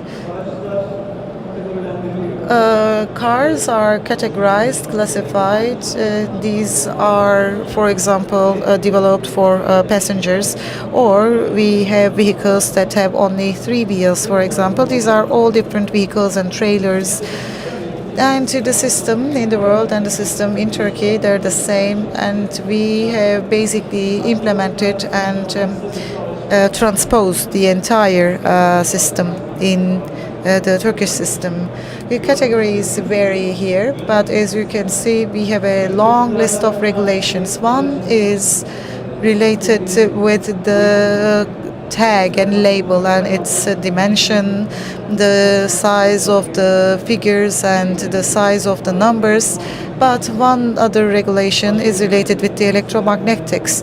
Another regulation governs the security of it. So if we want to redefine the type approval, this is about the behavior of the vehicle. It is about how you control and certify the behavior of the car on the traffic. Or to give an example, the comfort of a seat is not really a subject matter for the type approval. How long the textiles and the fabric of the seat can last. That this is not really related with type approval, but it looks at the behavior of the seat at the moment of the traffic and the reaction that it gives to you, whether it detaches, its interaction with the belt, it's important. So it has an impact on human life. That's why type approval regulations are entirely built on safety and comfort, and production tests, we don't really have it. For example, we don't have a life cycle test of a particular part, but it is related with how much speed it injects into a car. Well, the fact that the trade dimension is related with how much a brand is invested in it. And we also need to look at the producers here, manufacturers here. Producers may take semi-finished goods. The second aspect is related with technical services for certain tests to be run. By the way, this is something handled by the ministry, and it is the case in the world as well. Well, together with the capital E and small e, this is a system, the certification of which is being handled by ministries. In Germany, it has its own letters, and Turkish Standards Institute is dealing with it right now.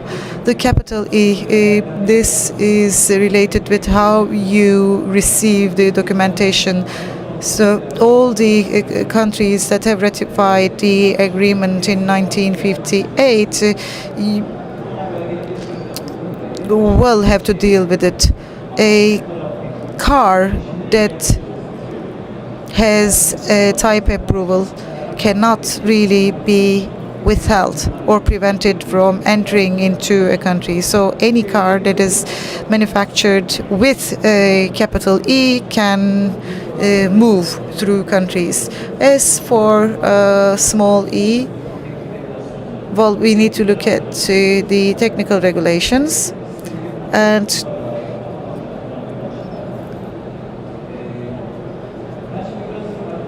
I would like to talk about the image that is here.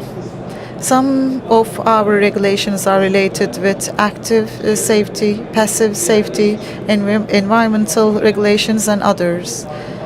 Active safety is about the time period during which you're riding the car. And this is the set of regulations that has an impact on our lives. For example, the steering wheel and tires,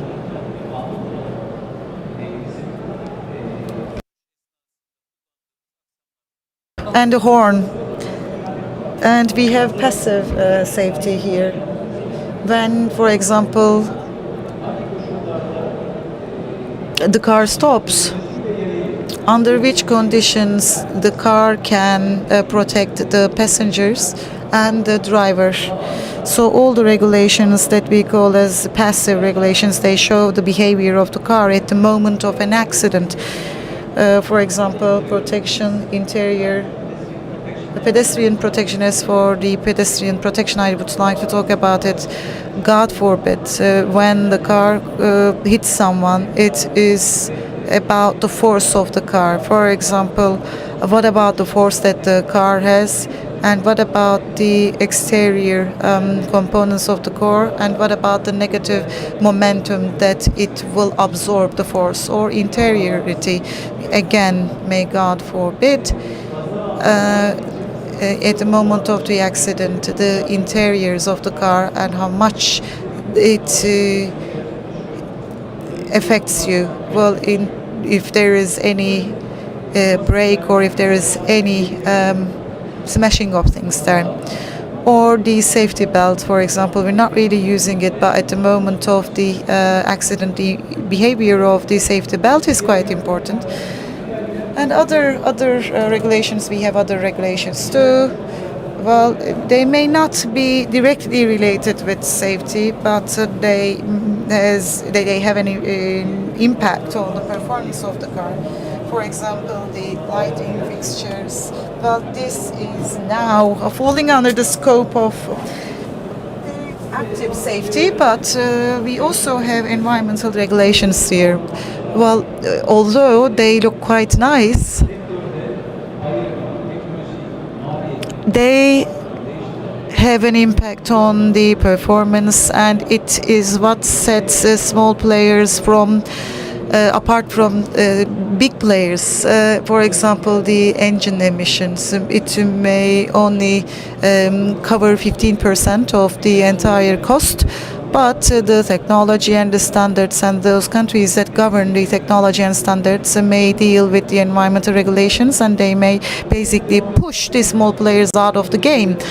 And you see the dots on the car, and some of them are related with the assembly. When you have a look at the window has its behavior, and there are certain expectations from the window at the moment of accident. It shouldn't act as a wall, it shouldn't result in a wall impact. And there are two tests here, and optical tests we have. And the optical tests of the window, is there any internal braking? There are different permeabilities of the car, and we all call them the environment. And windows and the headlights are part of it. And when you place a window into a car, it is related with the system approval. As you are manufacturing a car, which windows are going to be used, it is clear. It is known. When a car is being manufactured, the tires are also known. What kind of tires you will manufacture is clear, because it will have a direct impact on the behavior of the car at the time of the accident. And the electronics is also defined and predefined. I mean, there were media systems right now, but you may remember the plug-in tapes, the music systems, I mean, and it was much more effective. So the interior assemblies are also important. And I'll give an example from the mirror. It may seem to be quite a simple object, but there are a lot of tests related with it, but there are many requirements and dimensions to it, and we all call it a system. After you manufacture a system, well, you may, for example, manufacture the headlights, and when you place it, it becomes part of the system. When you bring them together, it becomes the type approval of the car. So per category, there are 60 regulations, and it depends on the context. And it may grow in number, or it may drop in number. So this is how we can categorize or break it down, the type approval. And this goes for motorbikes. This also goes for all passenger cars, and tractors, trailers, and you may want to remember the roll bars, for example. When they roll over, it prevents you from being impacted severely. When the car rolls down, there has to be an area that protects the person riding it. So anything that ensures our security and safety. So if a car has a type approval, it is considered as a safe car. But if an assembly has a type approval, this is also considered safe. Anything that is used for the auto and anything that is predefined. A type approval regulation for filters, we don't have it, but we have it with the horn because you can use it while riding, and this is something that you need. And for the type approval system, there are technical services, and for the laboratories assigned, they run the technical tests, and manufacturing and technical services approval institutions. Well, no car that you produced and no test report that you run will be valid unless you work with them. Well, even if you bring in a document that is issued by your own laboratory, it won't really count. So, for example, the Turkish Standards Institute cannot run any tests in areas that it's not tasked with. So, the appointed and approved institution and association. The testing reports prepared by us are issued by the accredited labs, but they are assigned and appointed in the system by the ministry. I don't know how much time I have, but I'd like to make a brief note.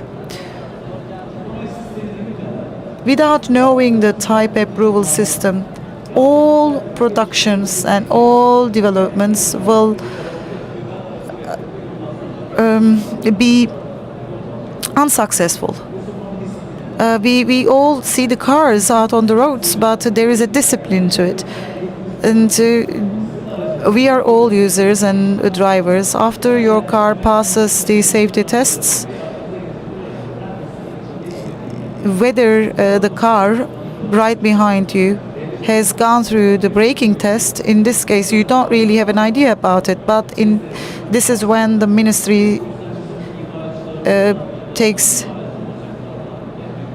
its part and it plays its role, and this is the way that they examine it. So our communication channels are open. All unnecessary investments and R&D activities sometimes result in products that is impossible to purchase because they didn't go through the required tests. Well, to be honest, I would listen to you till the morning, but our time is limited and we have two valuable speakers. Ertuğrul has very well summarized the type approval, and I would like to point your attention to the seat, for example, all the safety signs. These are not related with the performance. This is about safety. So the fabric of the seat is all related with the fact that it won't harm you at the moment of the accident, not how it looks. So, and for regulations regarding the safety, the environment, Ertuğrul has underscored it very well. Well, for years, all environmental topics, performance, quality, they may not be part of the safety, but environment is considered a matter of safety, and it is even superseding and prevailing over others. So environmental regulations and requirements are there, and this is what I wanted to add to the presentation. So after parts go through type approval, they get an approval and they carry the E sign after that happens. So the audits and how are these audits conducted? We would like to hear from two valuable experts. The first is Ozan from the Ministry of Industry. How it is audited in the domestic market? What is PGD? And I give the floor to you now. Thank you very much. We would like to thank the representatives of this association. Well, Ertuğrul summarized it very well. Type approval ecosystem, it's quite a dynamic issue. So what we should think of, well, type regulations and technical regulations. As for automotive products, it may be the vehicle or it may be the spare parts or other parts. These have to comply with the regulations. And who do the examinations? We do it actually at the Ministry of Industry and Technology. And how do we do these audits? We have an annual audit plan towards the end of the year. In November, we do it. Analyses and examinations, assessments are carried out. And after that, we prepare an audit structure, and citizens or the enterprises in the industry make notifications and they make reports, and we have audits upon their warnings and reports. So the market regulation and supervision takes place within this framework, but any examination is possible. Well, product and information examination, well, taking samples and conducting tests as required by the regulations, and whether these products comply with the conditions stipulated in regulations. Product safety law, it is a recent law. It was passed in March 2021, but it had been published a year ago, so it was a period of transition. A 1 year transition period was granted to all actors, players, and we also have the activities related with product safety.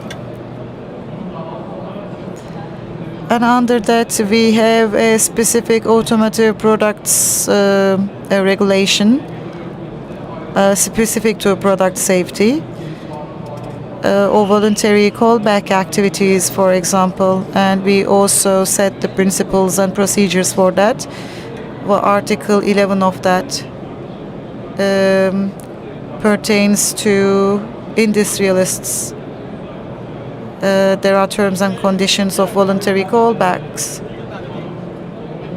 I'd like to go into a few definitions. Şartlarımız var.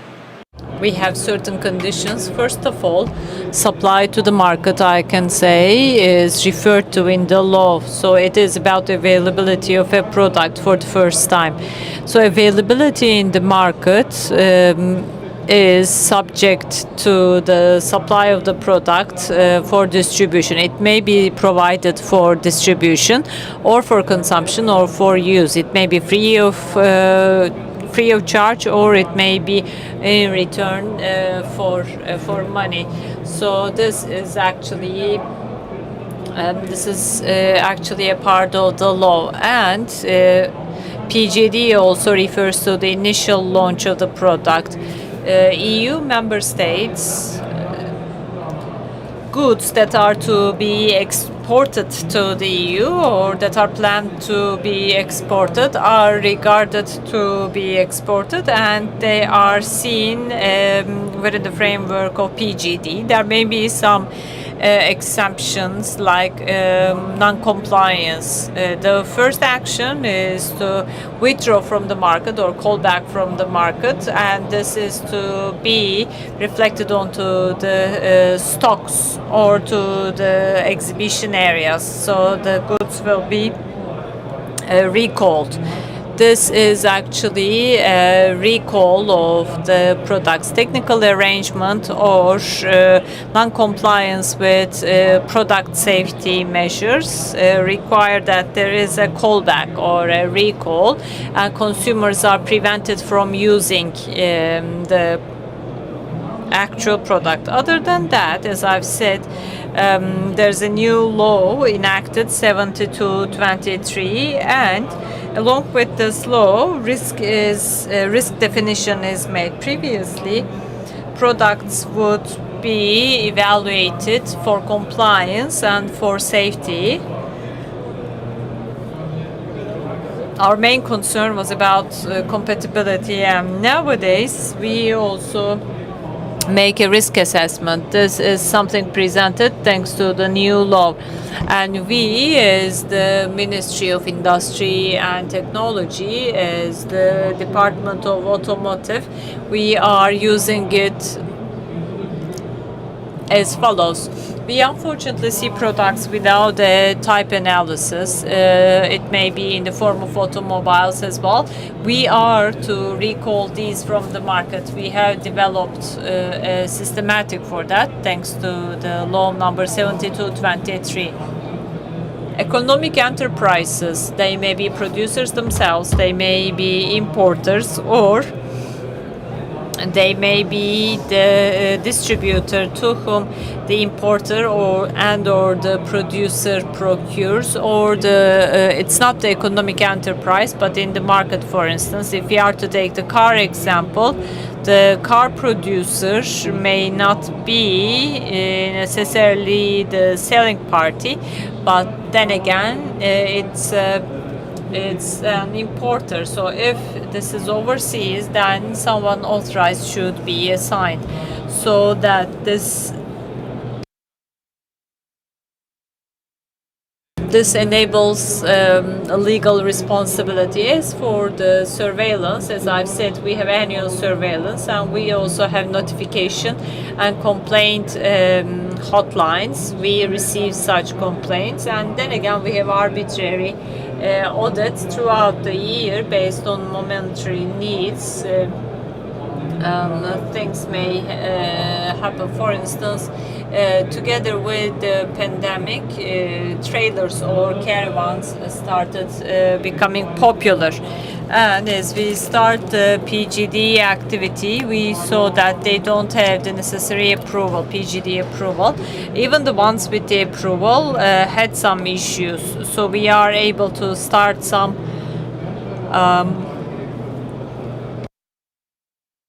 individual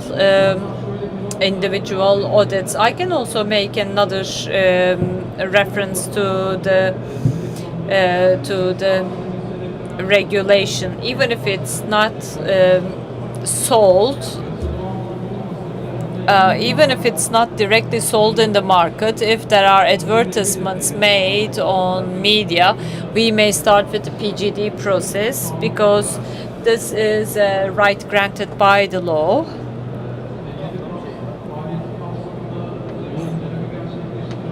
Within the framework of PGD, document or documents, we may check to see compliance with the regulation.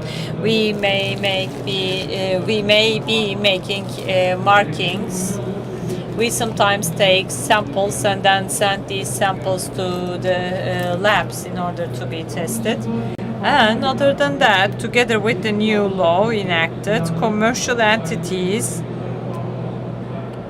thanks to the relevant notification rules, be it PGD or plant auditing before marketing, we make acknowledgements. This is going to be the audit. For instance, such a PGD activity will take place, and the technical specifications that should be in place are this and that. Make sure that your products are in compliance with these. All of these, this acknowledgement is in place. As a result of the PGD audit, if we are unable to detect a non-compliance, that doesn't necessarily mean that the responsibility of the company will come to an end. This doesn't necessarily mean that it is automatically safe. The product has to be safely marketed in line with the rules and regulations, and this is not actually invalid or irrelevant after the approval. First of all, 3 samples have to be taken. That's a rule of thumb, and this is mentioned in the law as well. For the automatic products, only 1 sample can be taken. This is in Article 7, as vehicles are taken for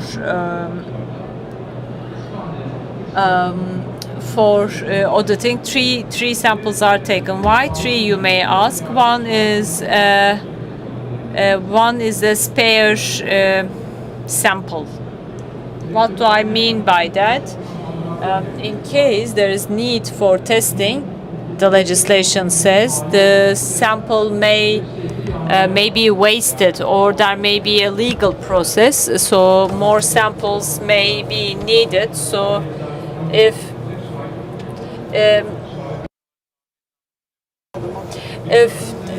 there is ever an issue with the sample taken, either the provincial management, the provincial directorate, or the ministry take the samples, and some are kept by the economic enterprise. It's sealed there, so nothing may be done, no intervention may be done regarding the sample that's kept by the enterprise. It's sealed. The test is conducted, the examination is conducted, and afterwards, if the approval comes along, then the procedure is carried out. But then again, if there's a non-compliance, then this is notified to the exporter or producer, the importer and the producer. We make search about that, and if there is non-compliance as a result of the test, all the expenses are to be reimbursed to the importer and to the producer.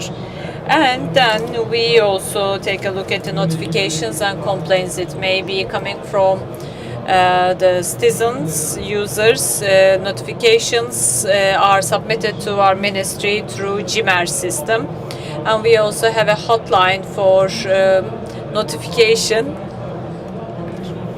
And there is this 130. This is the hotline where you may make your notification, or you may apply through the website.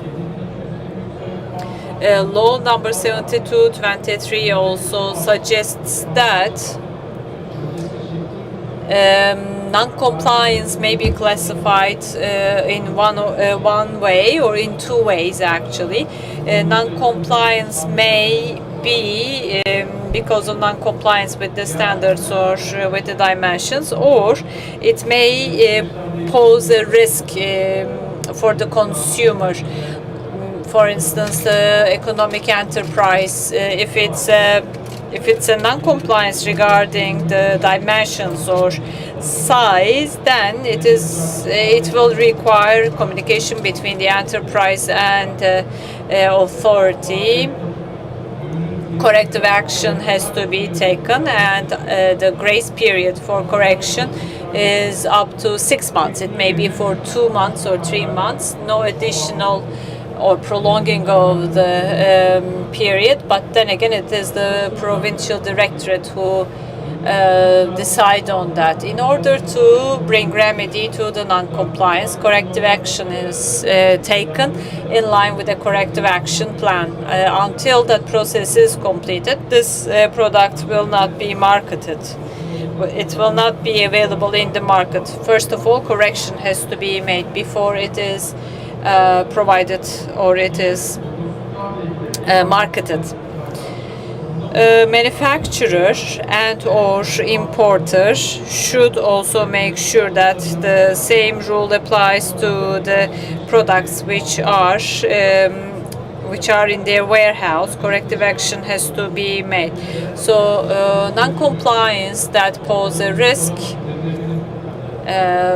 as for these non-compliance cases, 6 months period is given for corrective action, and again with provincial directorate, communication has to be established. Communication and notification has to be made to the enterprise, and corrective action has to be taken. A certain period, a period of 12 days is given in order to communicate. So they check to see whether this non-compliance is corrected. They have 6 months maximum to correct. Otherwise, the non-compliance is classified as risky non-compliance. But we also have other types of non-compliance. For instance, a car with no type approval is a risk. It's not only it's not necessarily limited to communication to be established between the provincial directorate and the producer or the importer. Sometimes sanctions may be applied and measures have to be taken, measures that are mentioned in the laws, and these measures have to be taken right away. Again, the grace period for the corrections is 6 months based on the quality of the product. But we also have a clause about force majeure. This actually refers to the natural disasters, etc. And regarding risky non-compliance, supply to the market is prevented. Decision is taken so that the product is not made available. So based on the quality of the product, action may be taken like recall, callback. This also has to be notified to the producer.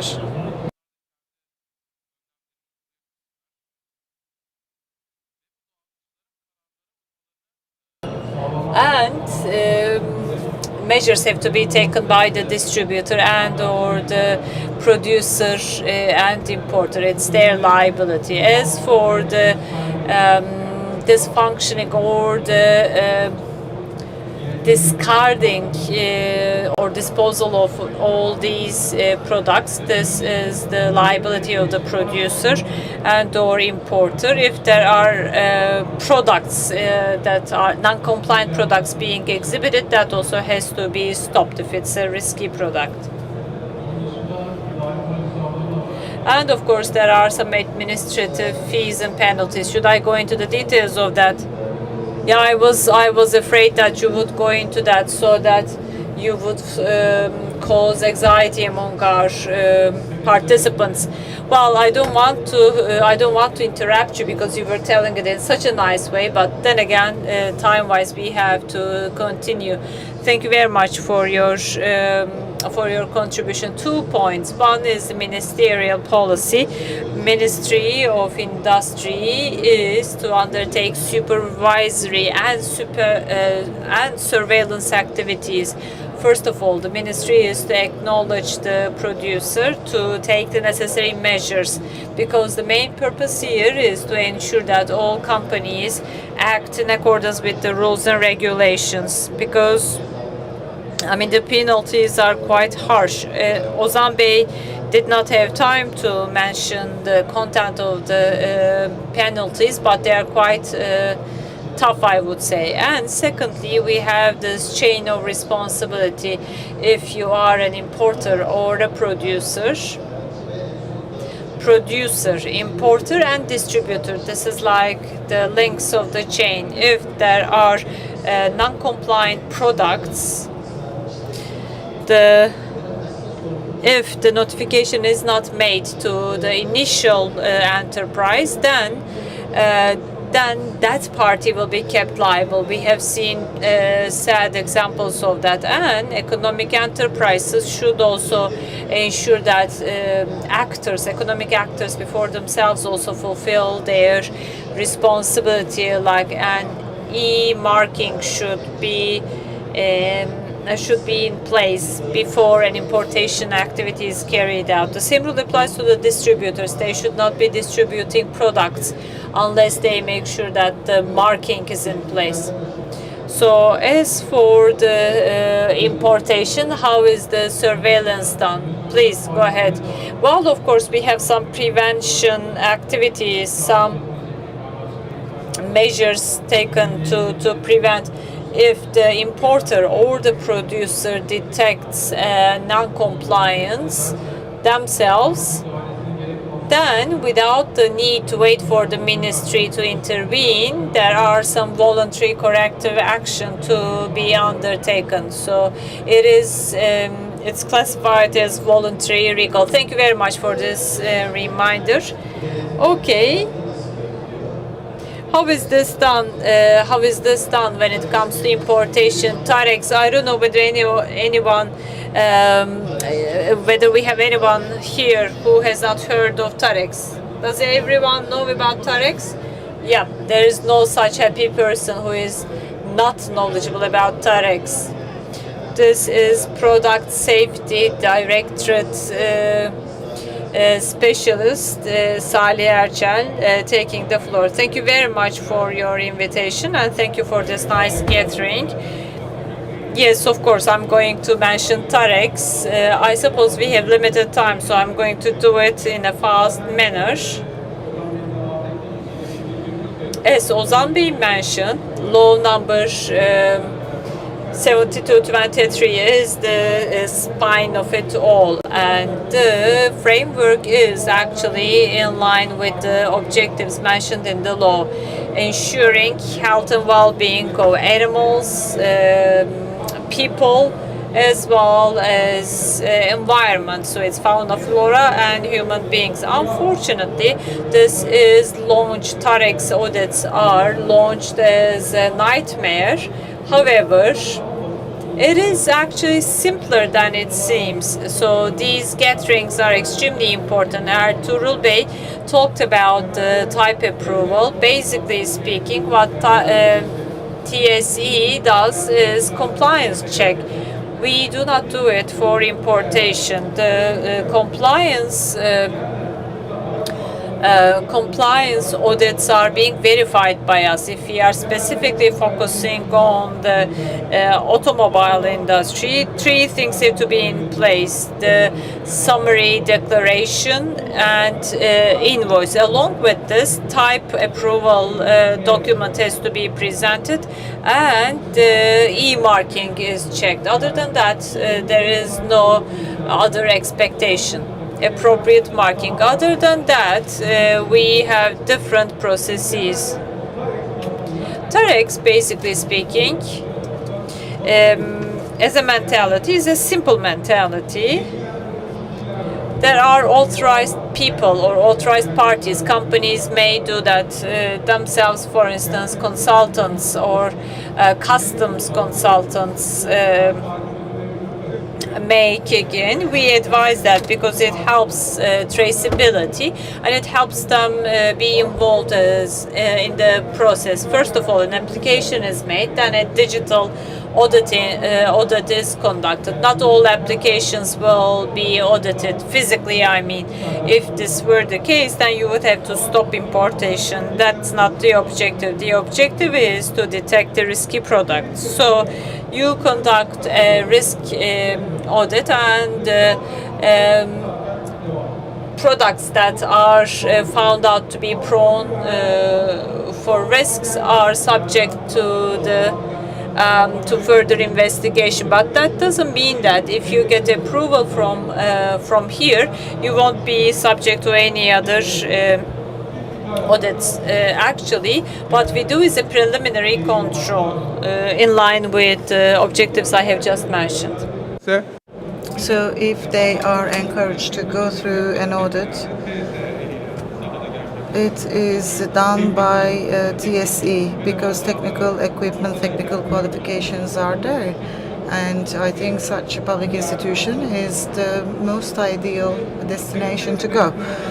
So when the audit is recommended for TSE, audit is done, and anything then is handled quite swiftly. But we basically get stuck with the anxiety, that prejudice that rises, drags us into different things, because due to this anxiety, some firms and enterprises make some moves that may be misleading for the industry. So what we need to pay attention to is, I'm trying to take not much of your time, so that's why I'm being quite quick here. But we need to be careful about regulations, and if you are bringing out a product that is complying with the regulations, there's nothing for you to be anxious. And the products that are not compliant with the regulations, they are not even scared of them. So what surprises us is when the companies producing legally compliant products are anxious. So smooth transition is very easy, but because of their anxiety, they make quite simple mistakes. So to resolve that, we are there to support you. You can always reach us. The head of the department and the general manager of the department, they work to be open and to communications, and rather than the quick action or quick response, trying to be calm is important, and this is how we can resolve the issues, or we can provide you with the info that you need. So the import audits, there are many things that we can talk about, but such detail is not really something that everyone can know. But one point is, simple fact is that these audits are for your own good. Of course, the government has a public interest in it, but whether the product that you bring in is compliant, you have it audited, you also consider, you need to consider yourself as a citizen as well, and you will have an idea of what kind of a product you have and purchase, and there is a regulatory impact on the market, because incompliances put people in a difficult spot, and the more regulated the market is, the more changes are introduced into the regulations. We would like to thank OSS for their contributions. We were trying to describe it actually, and the main point that we are trying to make is that these audits are very simple, because what people are scared of, we don't really have it, and it may seem to be like that from a distance, but it's quite smooth and comfortable inside. And what sets the risk parameters and the scores, after you reach a certain level, you feel more comfortable. That's why through these associations, you may contact us. It's important to keep in touch with the industry for the regulations and for the market audits and supervisions. We take them into account. Ertuğrul and Ozan from the Ministry of Industry, they're here. That's why I can easily say it. Well, you see all the communications that we've had over the years. So these audits are simple audits, and the goal is making sure that you're good. It's not really related with preventing any trade or operations. So we want products to be produced and penetrate the market, and these products that are safe. Well, it seems that we have certain habits when it comes to speaking. Well, yes, we can exchange ideas, opinion.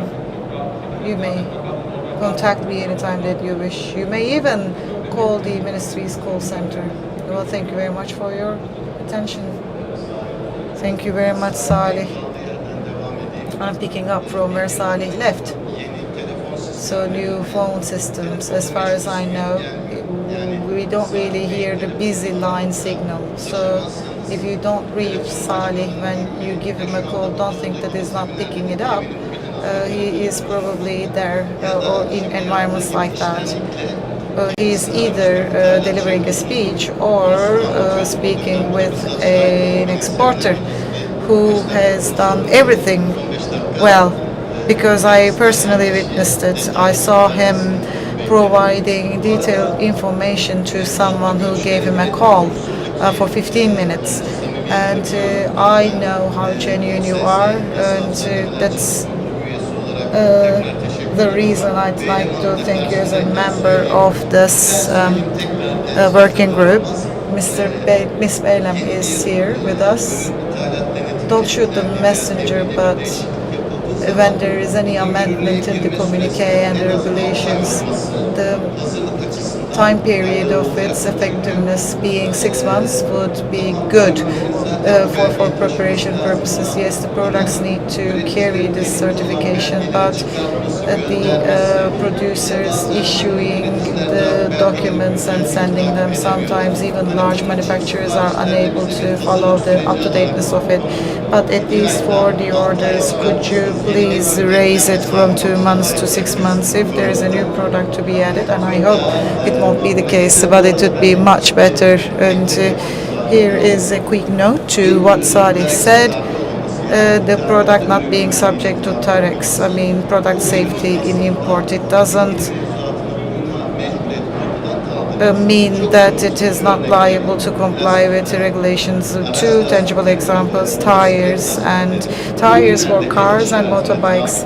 They are also subject to the letter E. It is not audited for import for now, but the effect that tires aren't audited for import does not really distort the fact that it shouldn't carry the letter E. Well, thank you very much. I don't know if we have time for Q&A, but if not, we're going to present small tokens of appreciation. Well, thank you very much for your participation.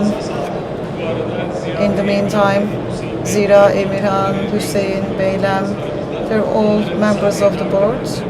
You're cordially invited to the stage to give the tokens of appreciation.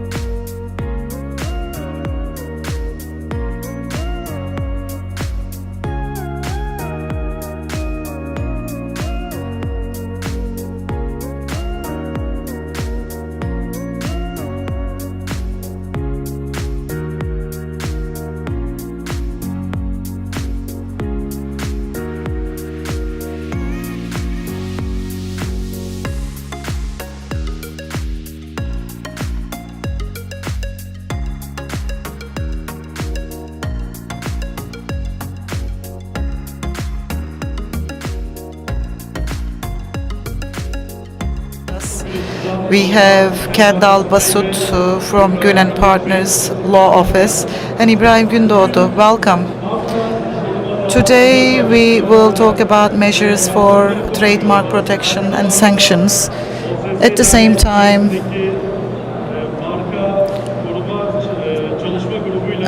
trademark protection working group at OSS, what we do there, we're also going to talk about it.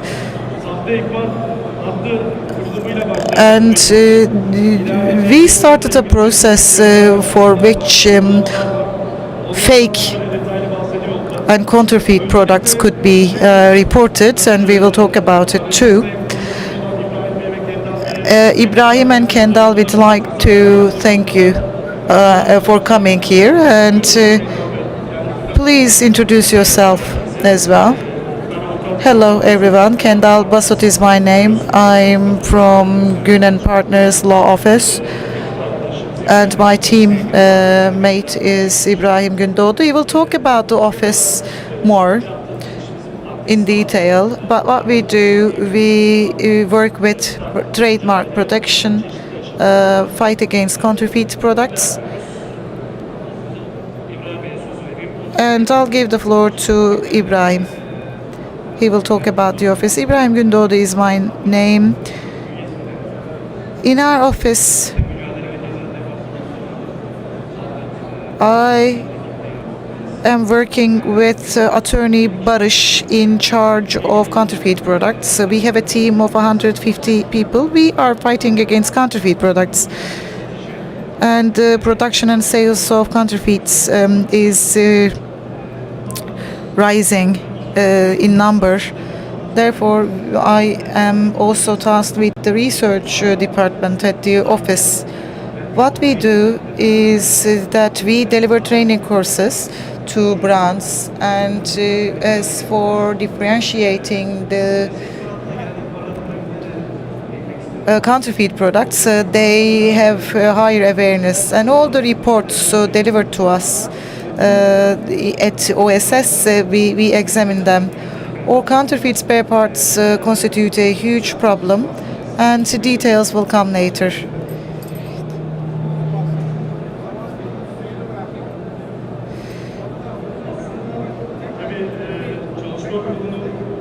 The working group, the participants are important. The representatives of 6 producers, they are there.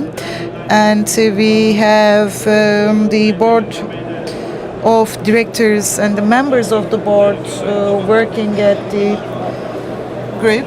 We also have 2 other people from the law office. So I'm saying it because we care about information safety and product safety, and this is the way that we set the strategy. In this respect, we're trying to create a value for the sector, and we're trying to protect consumers' rights. And my first question is related with the reporting line for false products, counterfeit products. And one question that we receive the most is, are we going to be exposed when we report to you? Will our name be disclosed? So how do you really run this process? How do you examine them? What about the safety, or pardon me, security of information?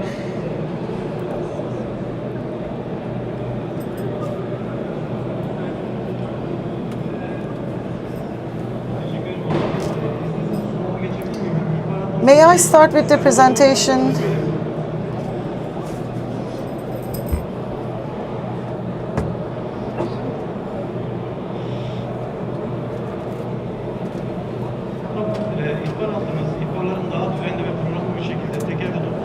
Well, the reporting line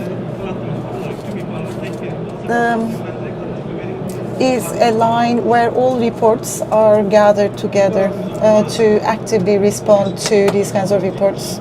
You can see the number here. This is the way that we operate. The reporting line is monitored 24/7 by 2 people. All the reports made are evaluated with due care And I'm answering your question actually.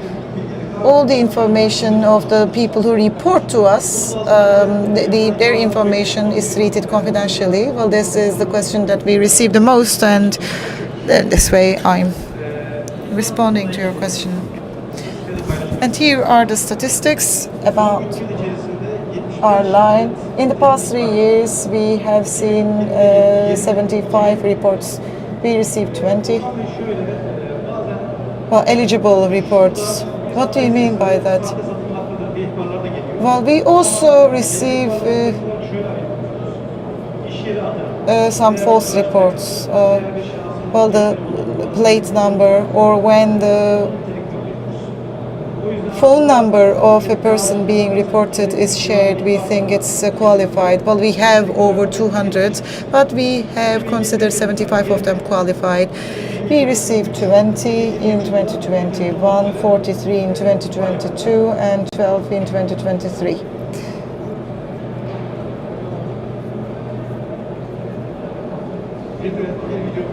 We have a video. Bir kısa bir videomuz var. Onu birlikte aslında izleyelim. Videonun sesi var mı? Sahte yedek parça üretimi ve kullanımı kazalara sebep olarak hayatınızdaki tüm güzel şeyleri avucunuzdan alabilir. Sahte parça üretmek kadar almanın ve satmanın da yasalara aykırı olduğunu unutmayın ve bu suça ortak olmayın. Gelin Otomotiv Satış Sonrası Ürün ve Hizmetleri Derneği üyelerinin sahte parçaya yönelik başlattığı mücadeleye destek olun.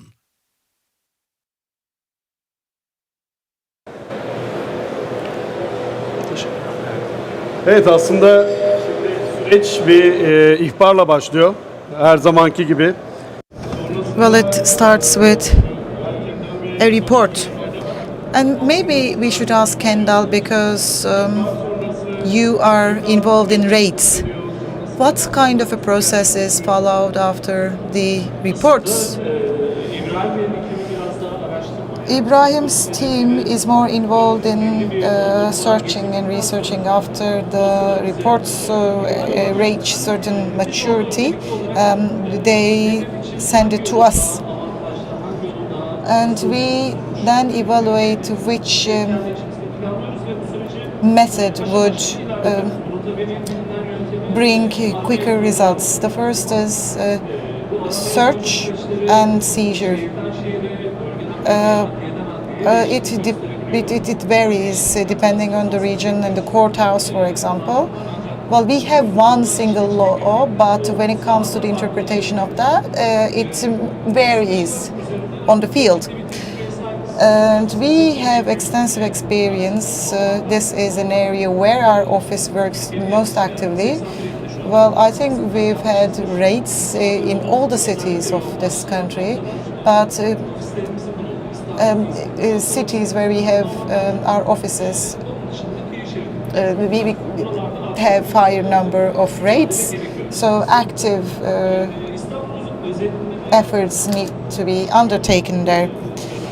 In Istanbul, there has not been a region where we've been unable to conduct raids, so we can get addresses or destinations from Silivri, Sultanbeyli or Tuzla, but we can swiftly take action and we can initiate the process of search and seizure.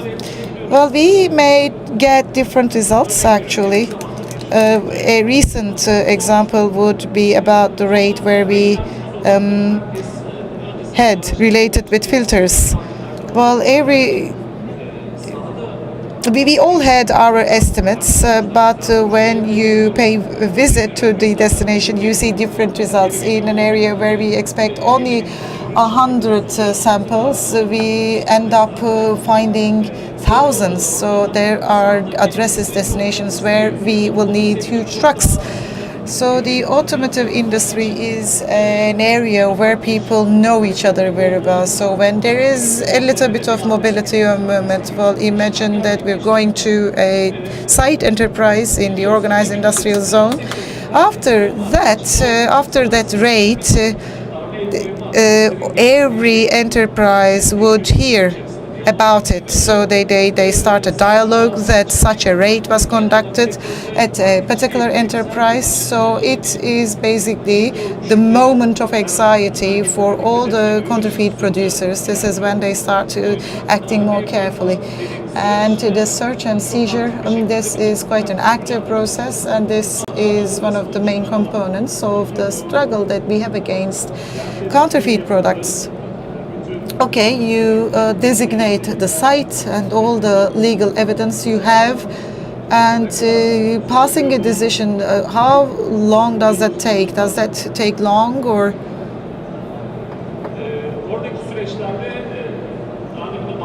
Well, the process is, well, it depends, as I said, it varies depending on the courthouse. In terms of procedures, I mean, but since the moment that a report like that is presented to us, we have the capability to initiate the procedure in a week. But for us to do raids, we work with the enforcement departments. Well, to give an example, there is a game in Başakşehir, for example, for that to be safe and secure. It's quite important, and at certain points we work closely with police officers, and we know how busy they are. And in some periods it takes time, but generally it is a time period of 1 week. And Ibrahim, so we're talking about qualified reports.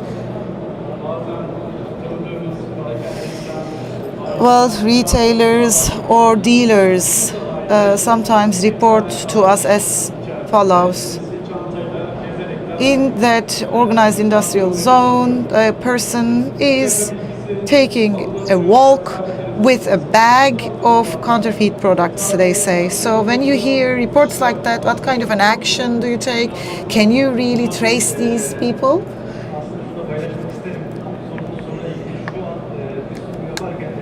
Well, as we are delivering this presentation, a report can be made. A person with plate number XXX is being distributed, and now the search is being carried out at their home. As I mentioned, the brand owners and the brand experts give us training, and our personnel are quite qualified and equipped in recognizing the counterfeit products. Well, there are industrial zones where we have high number of reports, but our staff are there, and we examine it firsthand, and this is the way that we reach these individuals, we trace these individuals. A similar example is taking place already, it's happening now. There is physically, actually, a search being conducted at the home of a person suspected of distributing counterfeit products. Well, counterfeit is an issue not only in Turkey but outside Turkey as well. So products exported from Turkey, when they are seized and spotted in the EU or in other countries, the first question that comes to mind is whether a product is counterfeit. So there is this perception that a product, if it's coming from Turkey, it may be counterfeit. So the customs offices at the borders, how do they really check it? Well, do we have such checks at airports? Well, to sum it up, the Ministry of Trade has a practice for the protection of intellectual property rights. Well, any product that is exported or imported, when they are in the controlled zone, all customs officers, if they are suspicious of something, what I mean by this suspicion is, well, for automotive, this is very high, frequent, I mean, and 90% of them are reported to us, especially for import products. And the report takes place as follows. Well, the number of the import declaration and statement, they are asking us to examine the product. If we tend to think that the product is a counterfeit product, we are asked to take necessary precaution, and we are asked to work with the courts.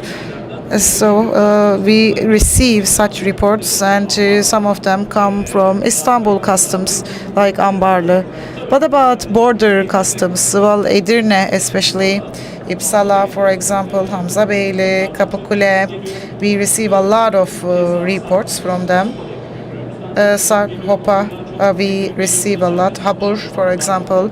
Recently, we have received a lot of reports from Hopa, Dersim, and well, we receive high number of reports from them, and different possibilities emerge here. One is when such product may be involved in smuggling, and this is related with law enforcement officers. And what do you mean by smuggling? The security department or the security department looks into it, but how does the government really approach it? So the counterfeit and smuggling, are they different? Is this only an economic thing for them? Well, there is a very serious policy, a very strict policy.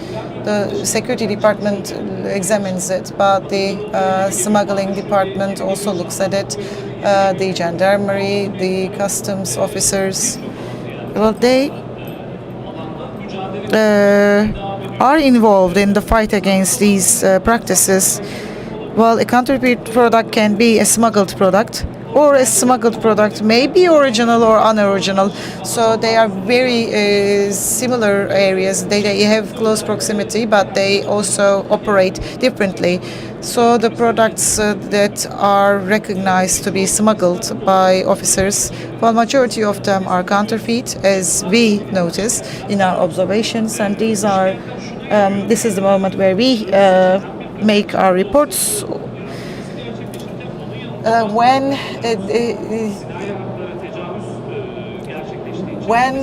the smuggling is being tried, there is another criminal procedure that is being conducted for the violation of intellectual property. Ibrahim, and I would like to ask you, after the seizure, what happens? Because after a certain period of time, does that become a property of the government, or are they destroyed? As the gentleman mentioned, when the decision is taken for a search, we go to the office to make the search, and then the goods found at the location are seized and taken to a safe warehouse belonging to the national estate, and then decision is taken to confiscate and to destroy all those goods, and then they are taken to a relevant facility. Thank you very much for this question, because there is this urban legend whether these goods are to be sold, to be put on sales again. No. They are taken to the relevant facility to be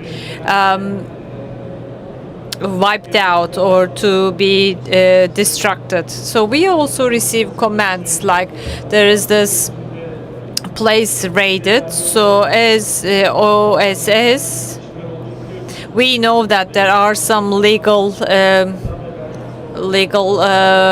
procedure to kick in, but then again, once they are confiscated, what happens afterwards? Decision is taken based on legal ground, and are there specific processes that are being affected? Well, if I'm to make a summary, I can say that justice system is to bring along a lengthy process.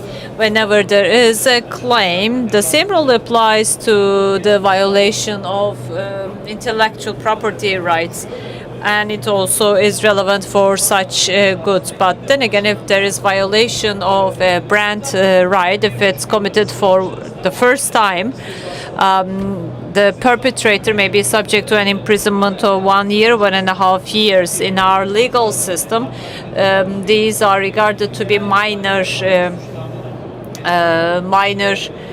deeds. So if these are classified as minor deeds, it requires imprisonment less than 3 years. And then, if that's the case, and if this is perpetrated for the first time, it is actually postponed. But we see in many examples that, for instance, there's an accident. In traffic. After the accident, when a court case is opened, the person is expected to avoid any other crime in the next 5 years, because even if a minor crime is committed, then court case will be opened for both crimes, and then it will kick in a penalty process. So if the same crime is committed for the second time, so it may be exactly the same crime committed, or it may be a totally different crime.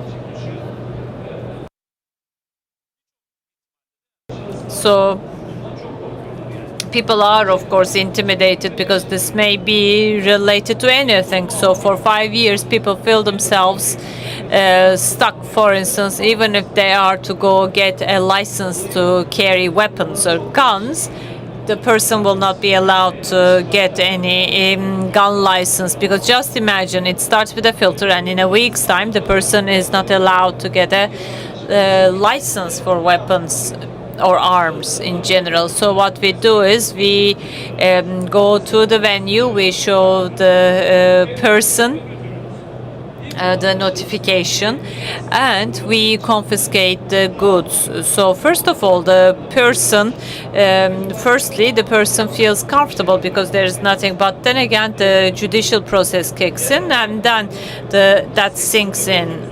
In the examples we see in the sector, we can say that the perpetrators doing this for the first time actually ask for pardoning, and they are determined that they will never ever commit the crime again. But of course, that is not to disappear.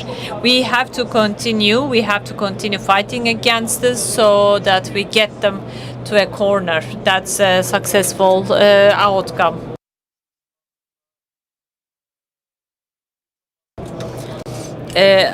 We hear it from the news that as this hotline has been opened, many notifications have been made to this WhatsApp hotline for counterfeit products, counterfeit spare parts and pieces. Yes, we encounter that quite often. For Diesel Group, we have such products confiscated as this was established, this hotline was established. One of the notifications actually was about spare parts hidden under a mosque. We never would have thought of that, but then again, there's this tendency that people disguise such counterfeit products in the most unexpected venue. We had actually seized so many filters under a mosque, and even if the notification made to this hotline does not come from a member of ours, meaning OSS, we still make a notification to the owner of the brand. Let me also mention that as well. But during the last 2 years, I would say it is mainly focusing on filters. Let me give you the numbers in order to support this. I mentioned most of these, and now I'd like to give you some figures, some statistics. Let me try to find them in my presentation.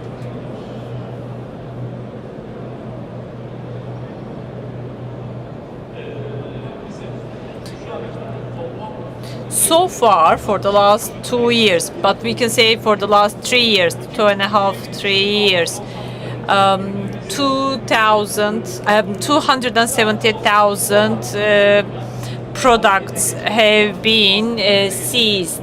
This is the total number of units, and you're not adding the other ones. These are the products or units found out or seized as a result of the notification. Of course, we have other channels through which we seize other counterfeit products. This shows the total number of products that we seize after the notifications. 270,000. It's a good number actually, because the value is quite high. It's quite valuable. Filters, bearings. I mean, so many different types of products we can seize. And of course, we have other numbers coming from the customs. That's a separate statistic. Do you have anything to add to that? Yes, please. Counterfeit, fake products. This has actually started going up in recent years because consumers also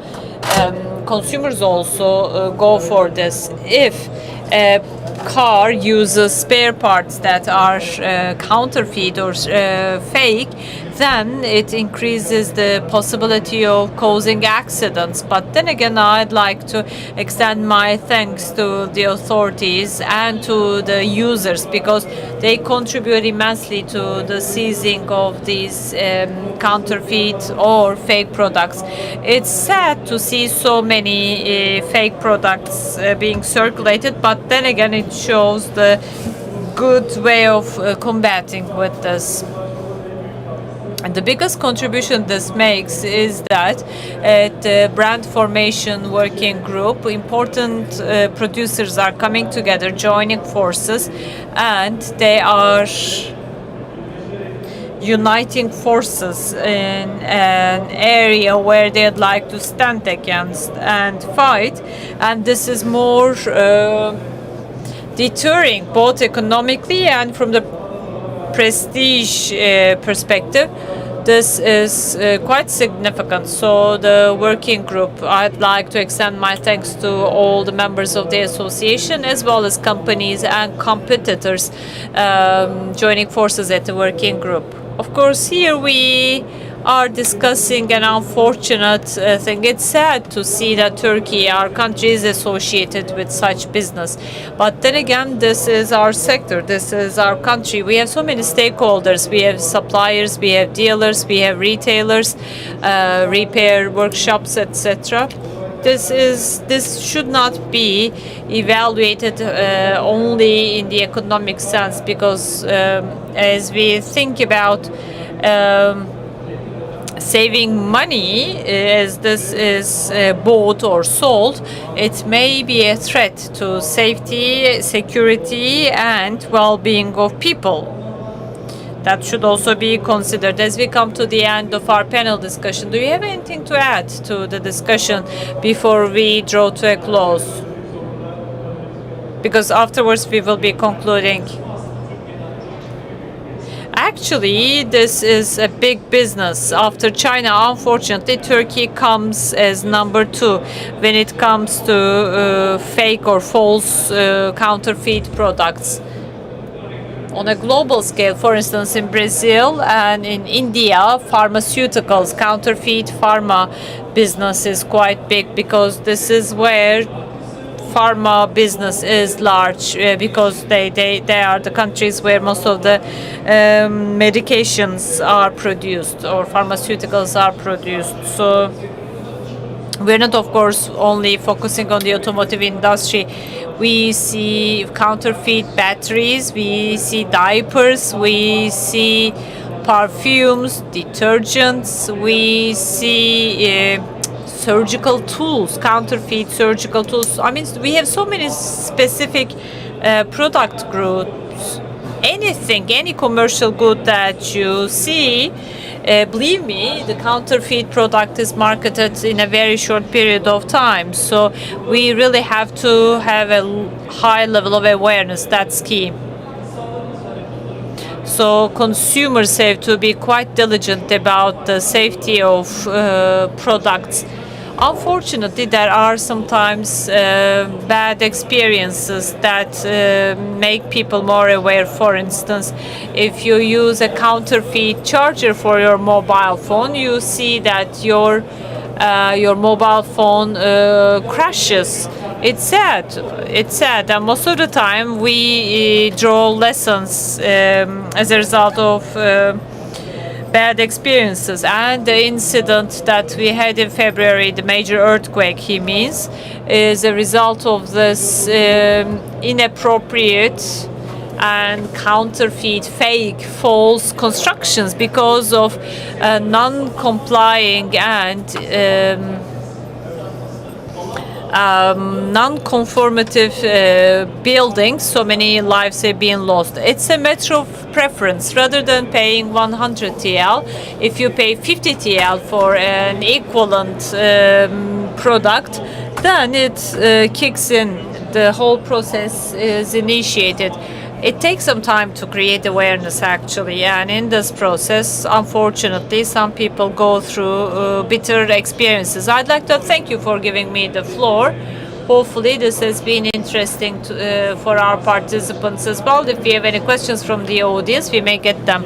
Ibrahim Bey, I also would like to make an additional comment. Currently, at the fairground, we received a couple of notifications at the fairground, even today. Can we increase the volume of the microphone? Well, through these, I mean, just today. Now you mean, yeah. Just today we received notifications to our hotline about counterfeit products, and I'd like to reassure you that we will take action. So this hotline is extremely important.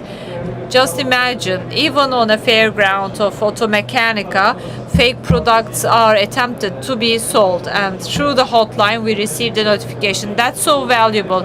Yes, that's very important. Just imagine, we're discussing this and around us they try to sell counterfeit products. So action has to be taken right away. Of course, this is a great platform to have access to masses, to many people. So to be honest, it's sad to hear that there are such attempts. But then again, this is not going to be permitted in the future. If there are such attempts for smuggling counterfeit products, thanks to the notifications made, these will be prevented. Well, I also would like to say the following as we draw to a close. This is our market. We are doing business in this very market, and we are trying to be as competitive as possible. We do our best to deliver the right products in the right time frame. So we have to reinforce this struggle, and it's up to us. Unfortunately, we should not be giving room to these perpetrators. It's up to us to stop these counterfeit product marketers. It's not only for economic purposes, but also this also is threatening our well-being and our health. Thank you very much for your attention. If you have any questions, you're most welcome to ask them.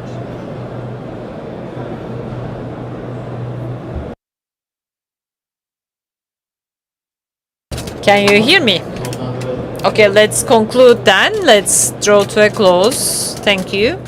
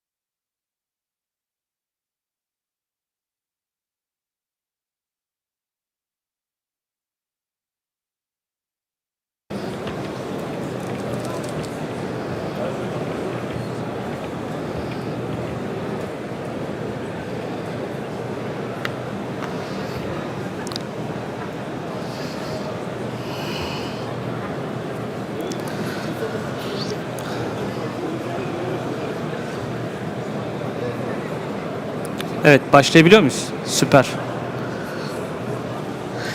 Biz çok uzak kaldık ya. Ben oraya gelsem mi diye. Öncelikle katılımınız için çok teşekkür Well, first of all, thank you very much for coming here, and our panelists would like to thank you for not turning us down. We're going to talk about the sales strategies, digital transformation, its challenges, and the values that it brings along. We will talk about it, and we will be hearing from your experiences. And as much as I can, I will try to contribute to you, but if you allow me, I'll make a brief introduction. And the topics that we will talk about today will have some futuristic aspects. Well, I mean, it used to be futuristic, but it's not anymore, to be more clear. Digital transformation, well, this is something that's taking place already. I mean, many companies have very much made investments into it. Digital transformation, it was basically a necessity for us, and companies are carrying it out. Well, 15 years from now, I mean, when we go back to 15 years ago, we would deal with order forms. The facsimile was the main means of communication. Inventories would be manually tackled. So all these things took a lot of time. So it is thanks to B2B software programs that we can easily take the orders from them, and we can manage all these processes, or settlement collection processes. It may take a lot of time on the phones, but virtual POS infrastructure and collection software have made things quite easy for us. And when I look at them, well, 3 decades ago, for example, if we had talked about it to a manager, he would have said, I don't even need a sales team. But no, the need for the sales team has never diminished, and it will continue to be a thing in our lives all the time. And the most important thing that we've seen is that these transformations, well, we've seen it a lot. Well, for example, Industrial Revolution, when there was steam engines, for example, people revolted against it because they didn't want to lose jobs. But it wasn't the case. There was no interruption whatsoever. We've seen more and more people being employed, or computers. They've entered our lives, and the bank staff would do certain tasks very in a very difficult fashion, but now it's easy for them. So such a transformation at banks, well, it won't really have an impact, or a reducing impact. I mean, it helps us do our job in a more comfortable manner. So when there is the digital solutions everywhere, why do we need it? Well, the first is the expansion of population and production. They're linked, and the size of this exhibition has been discussed a lot. I mean, it has grown compared to the previous year, and it means competition for you too. So for you to address this competition, we need to touch more and more customers. We need to visit customers as well, and this is how we improve our competitive edge. Well, there are enterprises who have finalized their digital transformation, and it's going to be disruptive, and artificial intelligence is marking this disruption. We will be talking about it, but 10 years ago, for example, we would see AI in the movies, or we would only make a quick reference to it in our conversations. But today, we personally experience it. Even us, sales applications, we integrate it in our sales applications and software programs. You probably experienced it personally. ChatGPT, for example, OpenAI, when you introduce yourself to that app, it talks with you. Seriously, it talks with you, it answers you, your questions, and it can come up with solutions, and it does many things on behalf of you, for you. And from this particular vantage point, sales data, ERP data, when enterprises put their ERP data on such enterprises, on such applications, we can pass strategic decisions that would make an impact on the field, and it helps you pass these decisions with the assistance of AI. We will start reaping the fruits of AI soon, but enterprises failing to finalize their transformation will lag behind, very much so. And the AI is going to take over our jobs. Well, this is the primary question. It's not going to be the case, and I can say it for sales teams as well, because there are two things AI can't do it. The first is multidisciplinary work, and the second is emotional intelligence. And for sales, emotional intelligence is important. Trust, communication, problem solving. This is something that can be only dealt with human resources, and that's why AI is a strong tool. It's a weapon. We're going to pass our decisions quickly, and we're going to touch the customers at the right time in the right manner, and we're going to formulate and devise the right strategies and campaigns. These are already in our lives right now, and in the near future we're going to see different scenarios. And we have NLP technologies, and maybe we will talk about it in the coming years. We have huge data, and we don't really know how to make sense of it. This is one of the questions, and NLP may say the following: so you have talked about these problems today, so you need to focus on that. So insight is what it generates, and artificial intelligence, NLP, when combined with sales data, we will see companies honing their skills in this area. And I will start with my questions, if you allow me. Fatih, I'm going to start with you, if you allow me. You represent a huge part of the world. I think you manage over 70 sales organizations. You go to many dealers, and you manage many things. So doing it remotely or managing teams that go to many destinations is probably difficult. What kind of a strategy do you pursue here? How do you design management strategies, strategic decisions? How do you really take them? And digital solutions, what kind of digital solutions do you adopt? Before I start my remarks, I would like to pick up from where you've left. So, well, as we are using very advanced technologies, such a crowd in this exhibition, why do we have it? Why don't people join us remotely? Because during the pandemic, we were very much used to it. Why do we still have this need of face-to-face communication? With that, I'd like to make a reference to AI. AI, is that going to take over jobs? I don't really think so, because sales is basically perception management and relationship management. Fatih is my name, Automotive board member and general manager. We employ 400 people, 70 of them working on site. We have call center and sales support teams. So we are managing a sales team of 100 people. We have to follow and monitor these technologies, but these are auxiliary technologies. Anything that you can't control, you can't measure. Anything you can't measure, you can't control. So this is what we do with technology. We measure things. We generate reports for teams. With that report, so we support our teams. Even before we go to the customer, we have an idea, understanding of their potential and what they would like to do. So this is the reason we invest in many technologies, and we will continue to do so. I think you can hear me. Great. So during the pandemic, we were very much accustomed to video calls.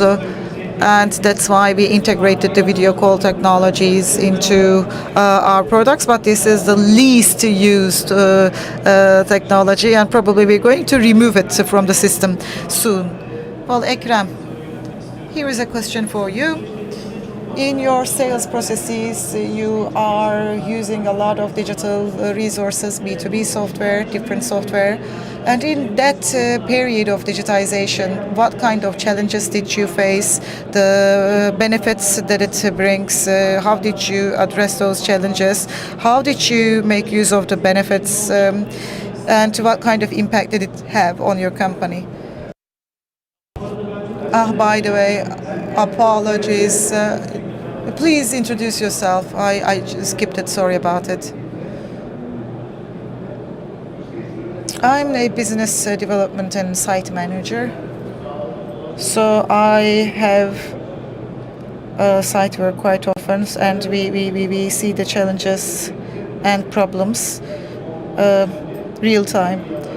Well, B2B was the first initial area that we focused on, and our own sales team. We've developed it for our own sales team, and then we made it available to customers. Digitization.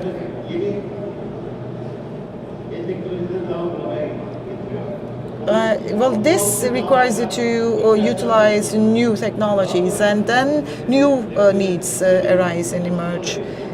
For the storage system, we had certain challenges because the orders placed by the customers, etc. I mean, it was a bit problematic. The storage warehouse and the shipment, we needed additional software for that. It was 8 years ago, I guess, when we started using a different the software program, but this runs in integration with other software programs that we're using. There's an accounting program, so they're all working in integration with one another in terms of warehouse. For shipment, we're using that as well. Well, following people who are doing the work on site. We didn't really know how many people they visited, what kind of problems that they faced, and then we were trying to monitor them, follow them with our Bento. And then we met with you, Ömer. We are grateful to the fact that he visited us. We started using EggMob a few years back, and there were certain shortcomings, and we're trying to address them. We have IT personnel, and we always renew ourselves.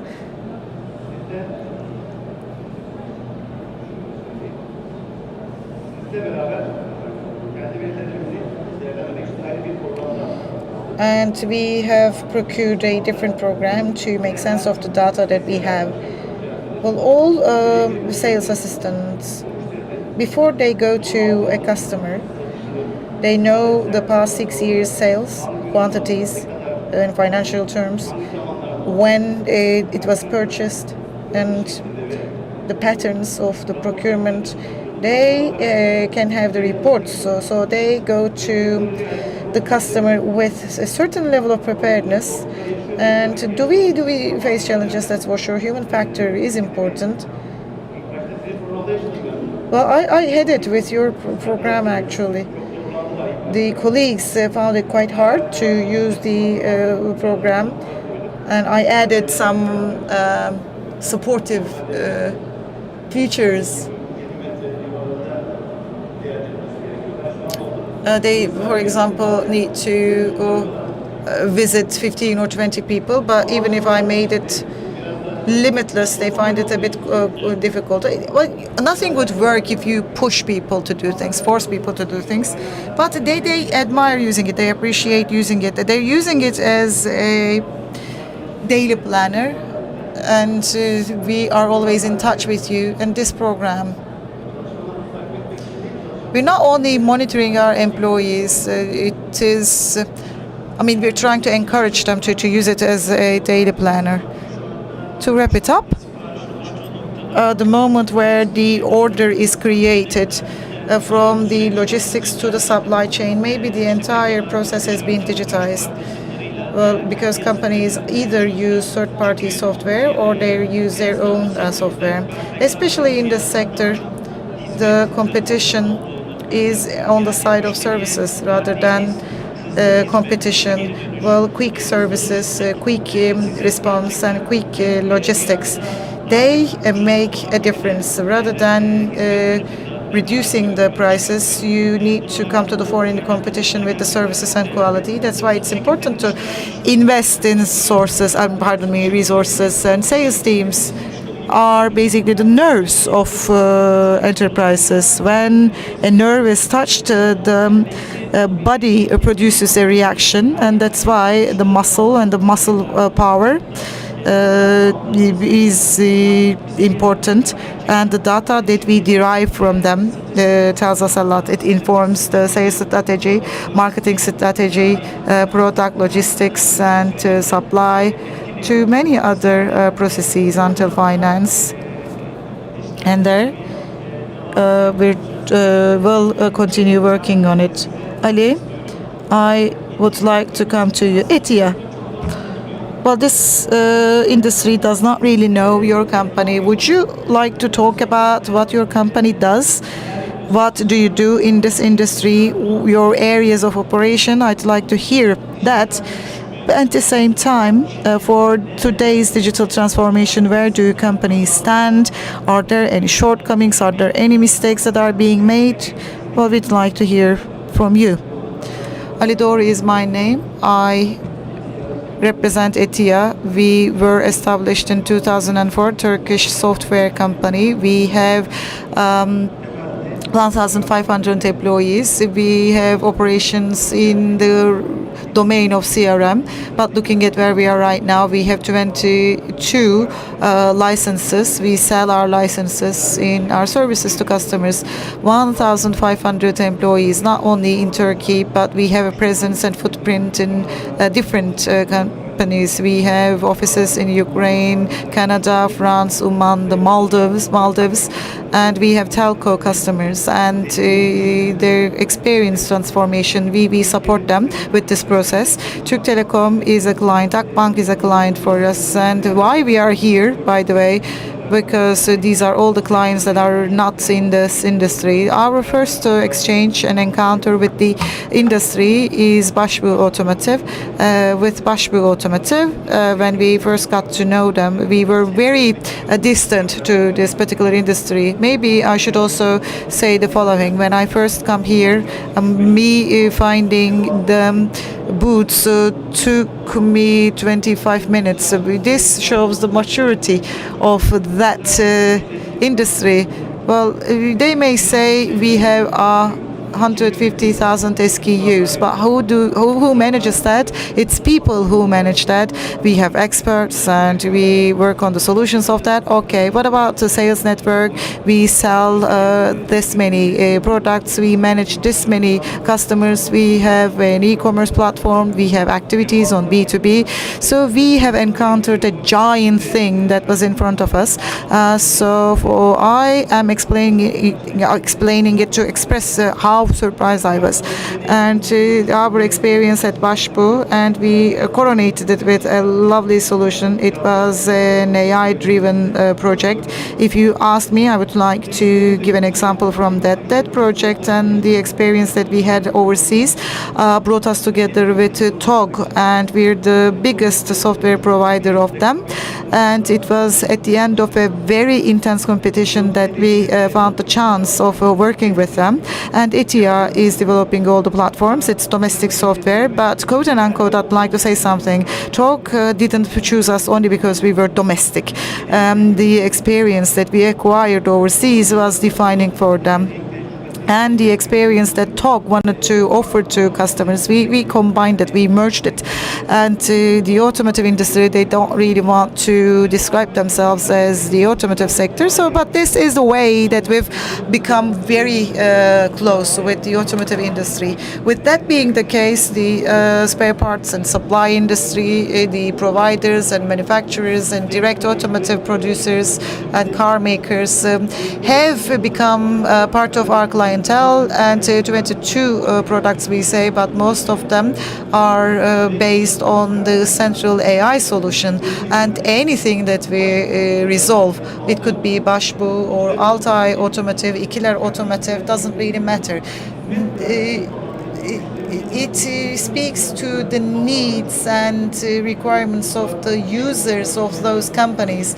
Well, ECMOP, we have a close cooperation with them. We may have the site automation, but how are you going to follow it up? We're going to do it with customer experience, but the experience of the customer who pays the cash, who pays the money, it is important to make it central, but at the same time we need to address the requirements and needs of the companies to whom we provide our services.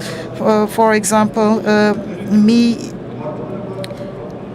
addressing their needs. I need to address their needs, but at the same time, there is a giant world that is waiting to be addressed. And I've started from a very broad perspective, and now I am making it more particular.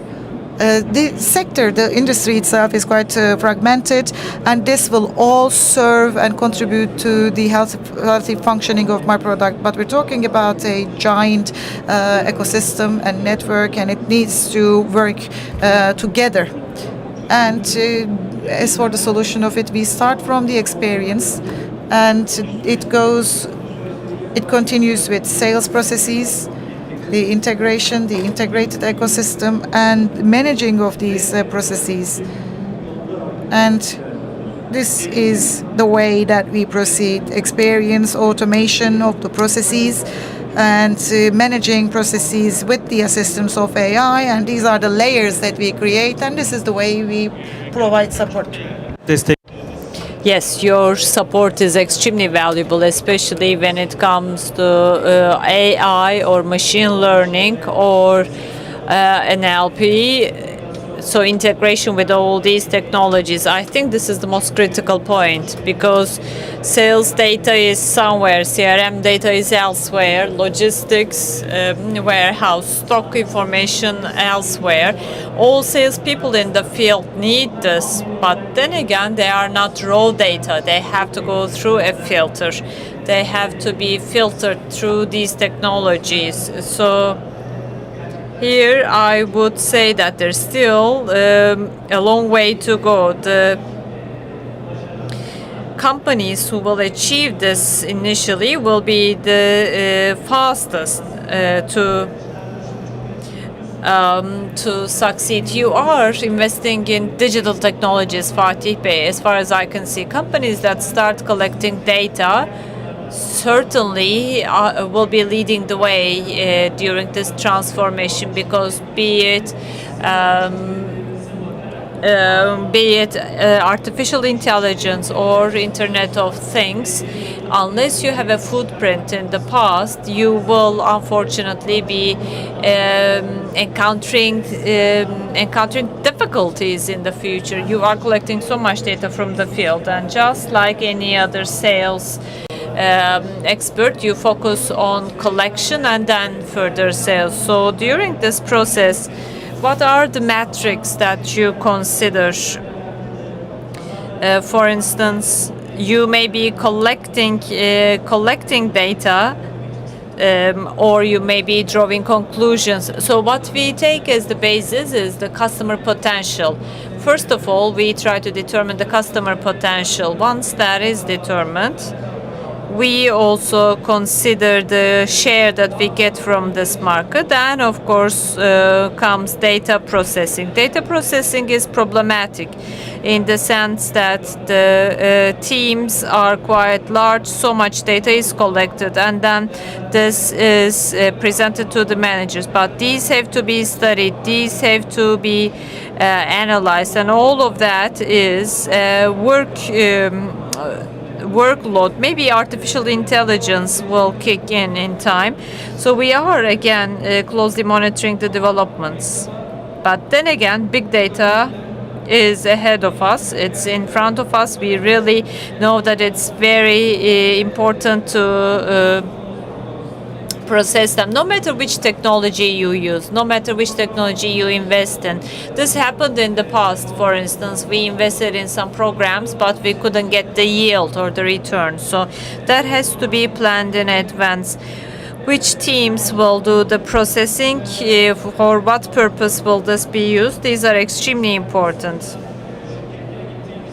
As we go visit companies, we always say that digital software solutions are just a means, not the end of it. Sometimes companies think that, okay, we invest in the software, we buy it, and it's the end of the process.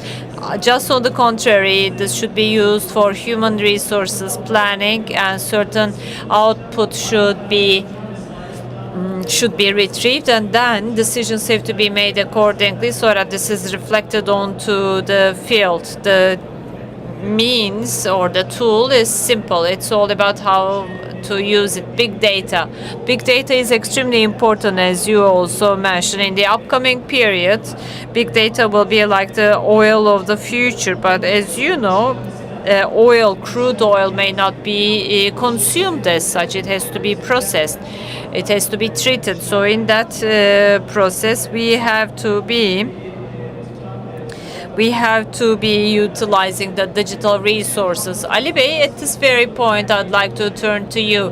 It is so rightly that I give the floor to you. With that big data, what kind of benefit are we going to get as these are processed? I'm sure there are some use cases, and with that, I'm sure you are able to provide great feedback, like you should sell this product or you should go to this client, NLP and other use cases. As we listen to your examples, I'm sure there are going to be thrilling examples. There are a couple of types of big data, like it's composed of 100,000 units of SKU, and we also collect data from the field. All of these have to be collected somewhere, and then they have to be processed. But of course, this has to be collected, and then the artificial intelligence layer will be built. I collect so much data from the field, fine, but what am I doing with all that data? Many meeting data is collected, but then again, how is this used? Or my salespeople go to the customers, always sell the same type of products. Okay, that fulfills the objective, the goal, but then again, are they missing anything? Because we have thousands of SKUs in the background. Let's say you have this gigantic warehouse, you can have the digital map, and then this may be used as data to be simulated. Your warehouse or the material that you use in your stocks, that's of no use. Your sales organization and your purchasing organization have to be a part of it, because these are cases that follow one another. And once you do that, you also have to be using the digital map of your customers so that you have a digital world you may simulate. It's available. It's all available to you. So let's say I am a customer of yours and I provide services in the field. Let's say I have to buy a certain amount of goods. Maybe the car lights. It's composed of 30 pieces, 30 parts. 28 of them will be received, 28 of them from one company, and the others from another company. The other two I already have. Let's say it is already available at the company. Take a look at it as business or experience. As I provide that service, it's a difficulty, and it actually is challenging for me. This is associated with what you say, the case itself, because if I am working with all those screws and all those needles, etc., if all those 30 units, if I'm able to sell them all at once, the experience that I offer will be enhanced. But then again, I have to analyze the purchasing purchasing tendency. I know the profile. I know whether they have the tendency or the habit of buying from me. If that's the case, okay, this is a package. Maybe I can invite you to a campaign because I may someone else may get you. If that is the case, okay, the salesperson may see that on the screen. You always go to your customers. You always talk about this. This is the sweet spot. You have to attract attention. But this is the customer profile. As for the remaining portion, maybe they are not interested at all. As you decide on the purchasing characteristic. According to my digital tweet with the contribution AI is making, I can make more profitable warehouse management and purchasing process. So this is based on artificial intelligence. This meets the needs, but then again, the final need at the end of the day is the need of the customer. That's always the place where I place the bar. Let's say I give my car to the repair shop, 28 parts purchased from somewhere and 2 parts from elsewhere. So that would suggest that my car stays at the repair workshop for 2 days. Actually, the whole investment is made so that my car leaves the workshop in 1 day only. But then again, I may have caused this purchasing activity to prolong the completion of the repair. It's all about meeting the need and meeting the goal of providing services in the shortest period possible. It's a very challenging case, be it telecom customer, be it automotive customer. We have applied this and we have made it. This is not a dream, this is the reality, but we should also continue with it. You get NLP and then you have suggestion or recommendation engines, and then unless you have automation, it's as if all data is collected in one pool. Because otherwise you come up with a story whose output you can't benefit. This integration will enable you to come up with 4 or 5 moves or abnormalities or the fluctuations. All of these will be presented to the salespeople so that realization of sales will be possible. All these experiences are extremely valuable. And as you have given an example, the example is great. Rather than having my car wait at the repair shop for 2 days, I can have it ready in 1 day. And I can actually give my order from one single company rather than two. This is going to seriously helping me to sell more and to complete it in a short period of time. As we were preparing ourselves for this panel discussion a few minutes ago, we were discussing this among us. Sometimes daily meeting notes don't arrive from salespeople. These days they are very orderly and regular, but then again we are so busy that we hardly can find time to read them. Sometimes rather than simplifying our lives, these may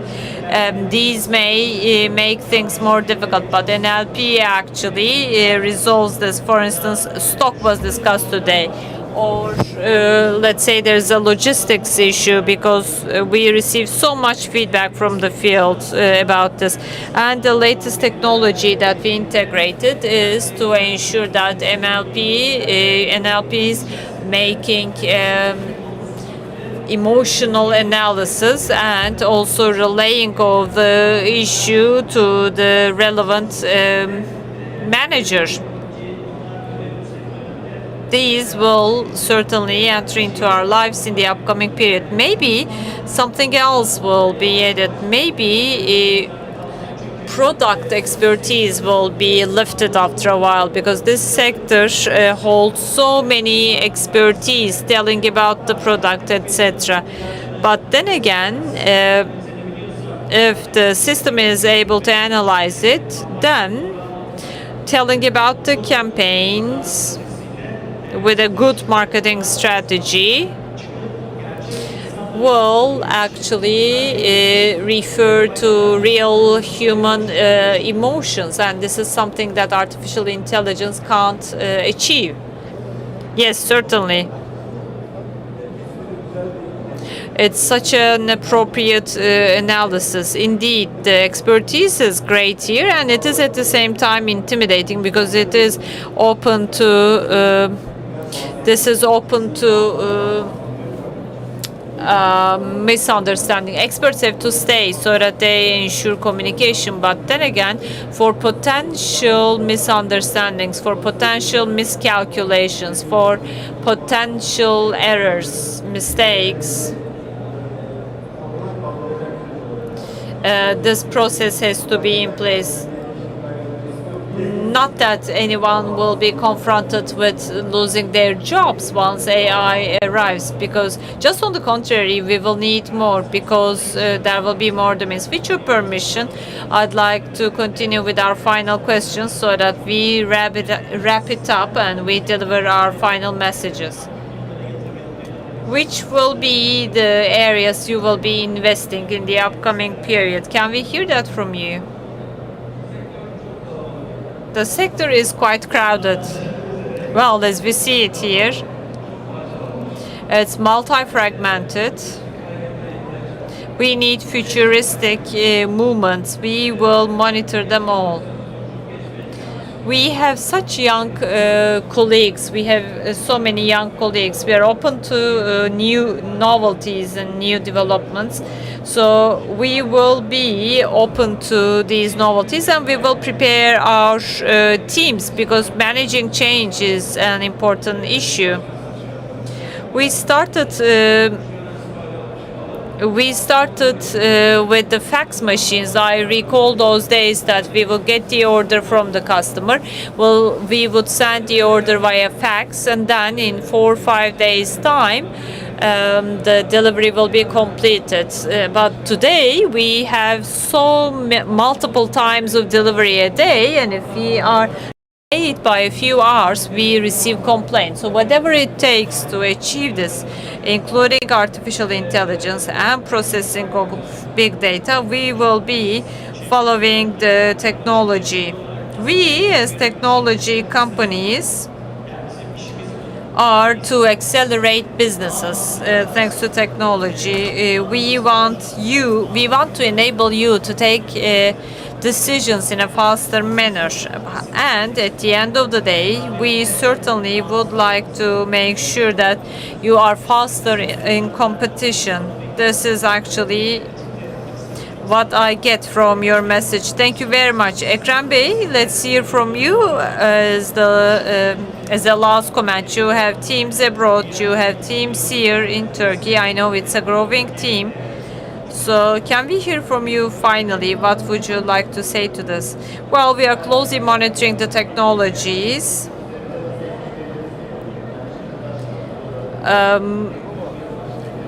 We always discuss technologies with the software companies, how we should adopt to these. Of course, we have to closely monitor technologies. The main purpose here is that it's a tough market. We are in the filter business, and it is quite a tough business, and spare parts producers have also joined forces. So sometimes price may be in the background and service may be more on the forefront.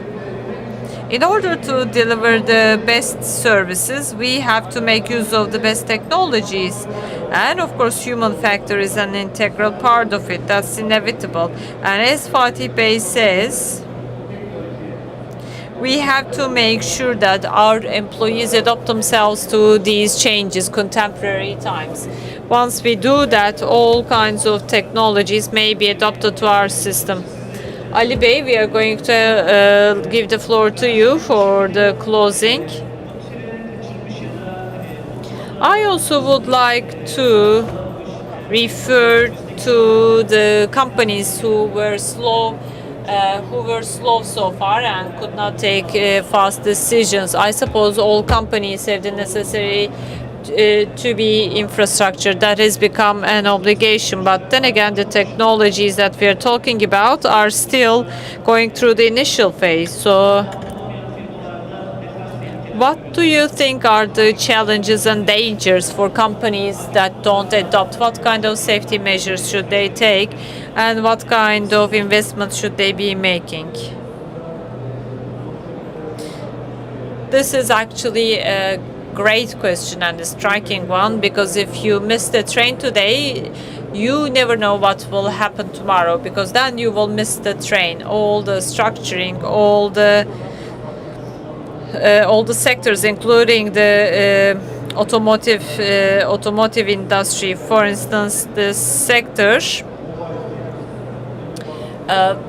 This sector is also interrelated with other sectors like mobility sector. Getting my car in a timely manner is great. Waiting for my car, it's very important that I am able to have a cup of coffee.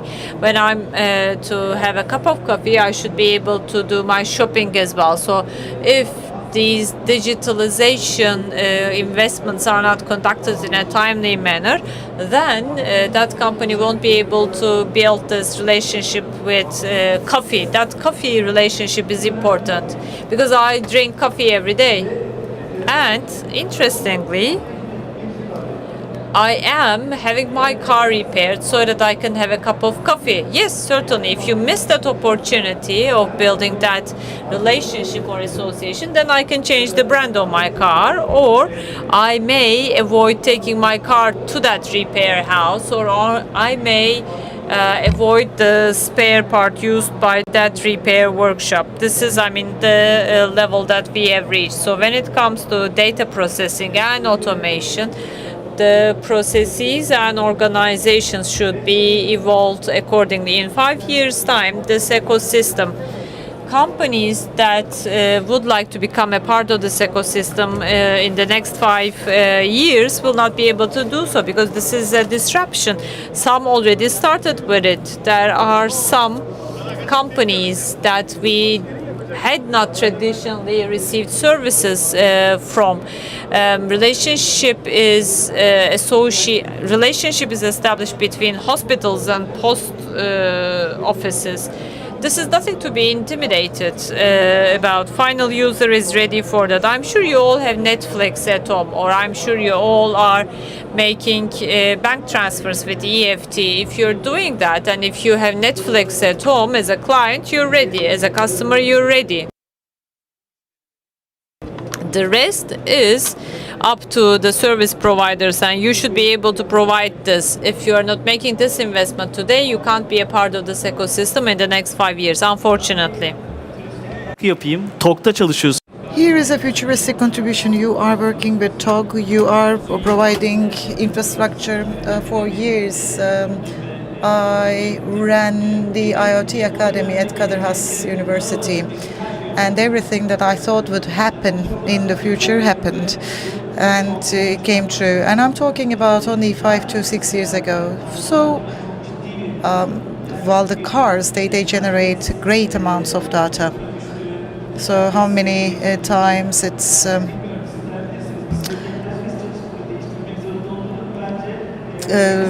certain parts worked or not. I think like these can be integrated into a spare parts system.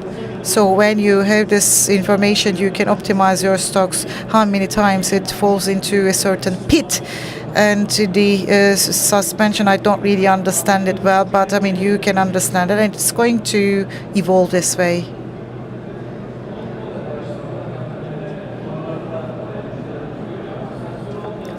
There is no part that doesn't have a sensor. So there is sensor at the amortizer, and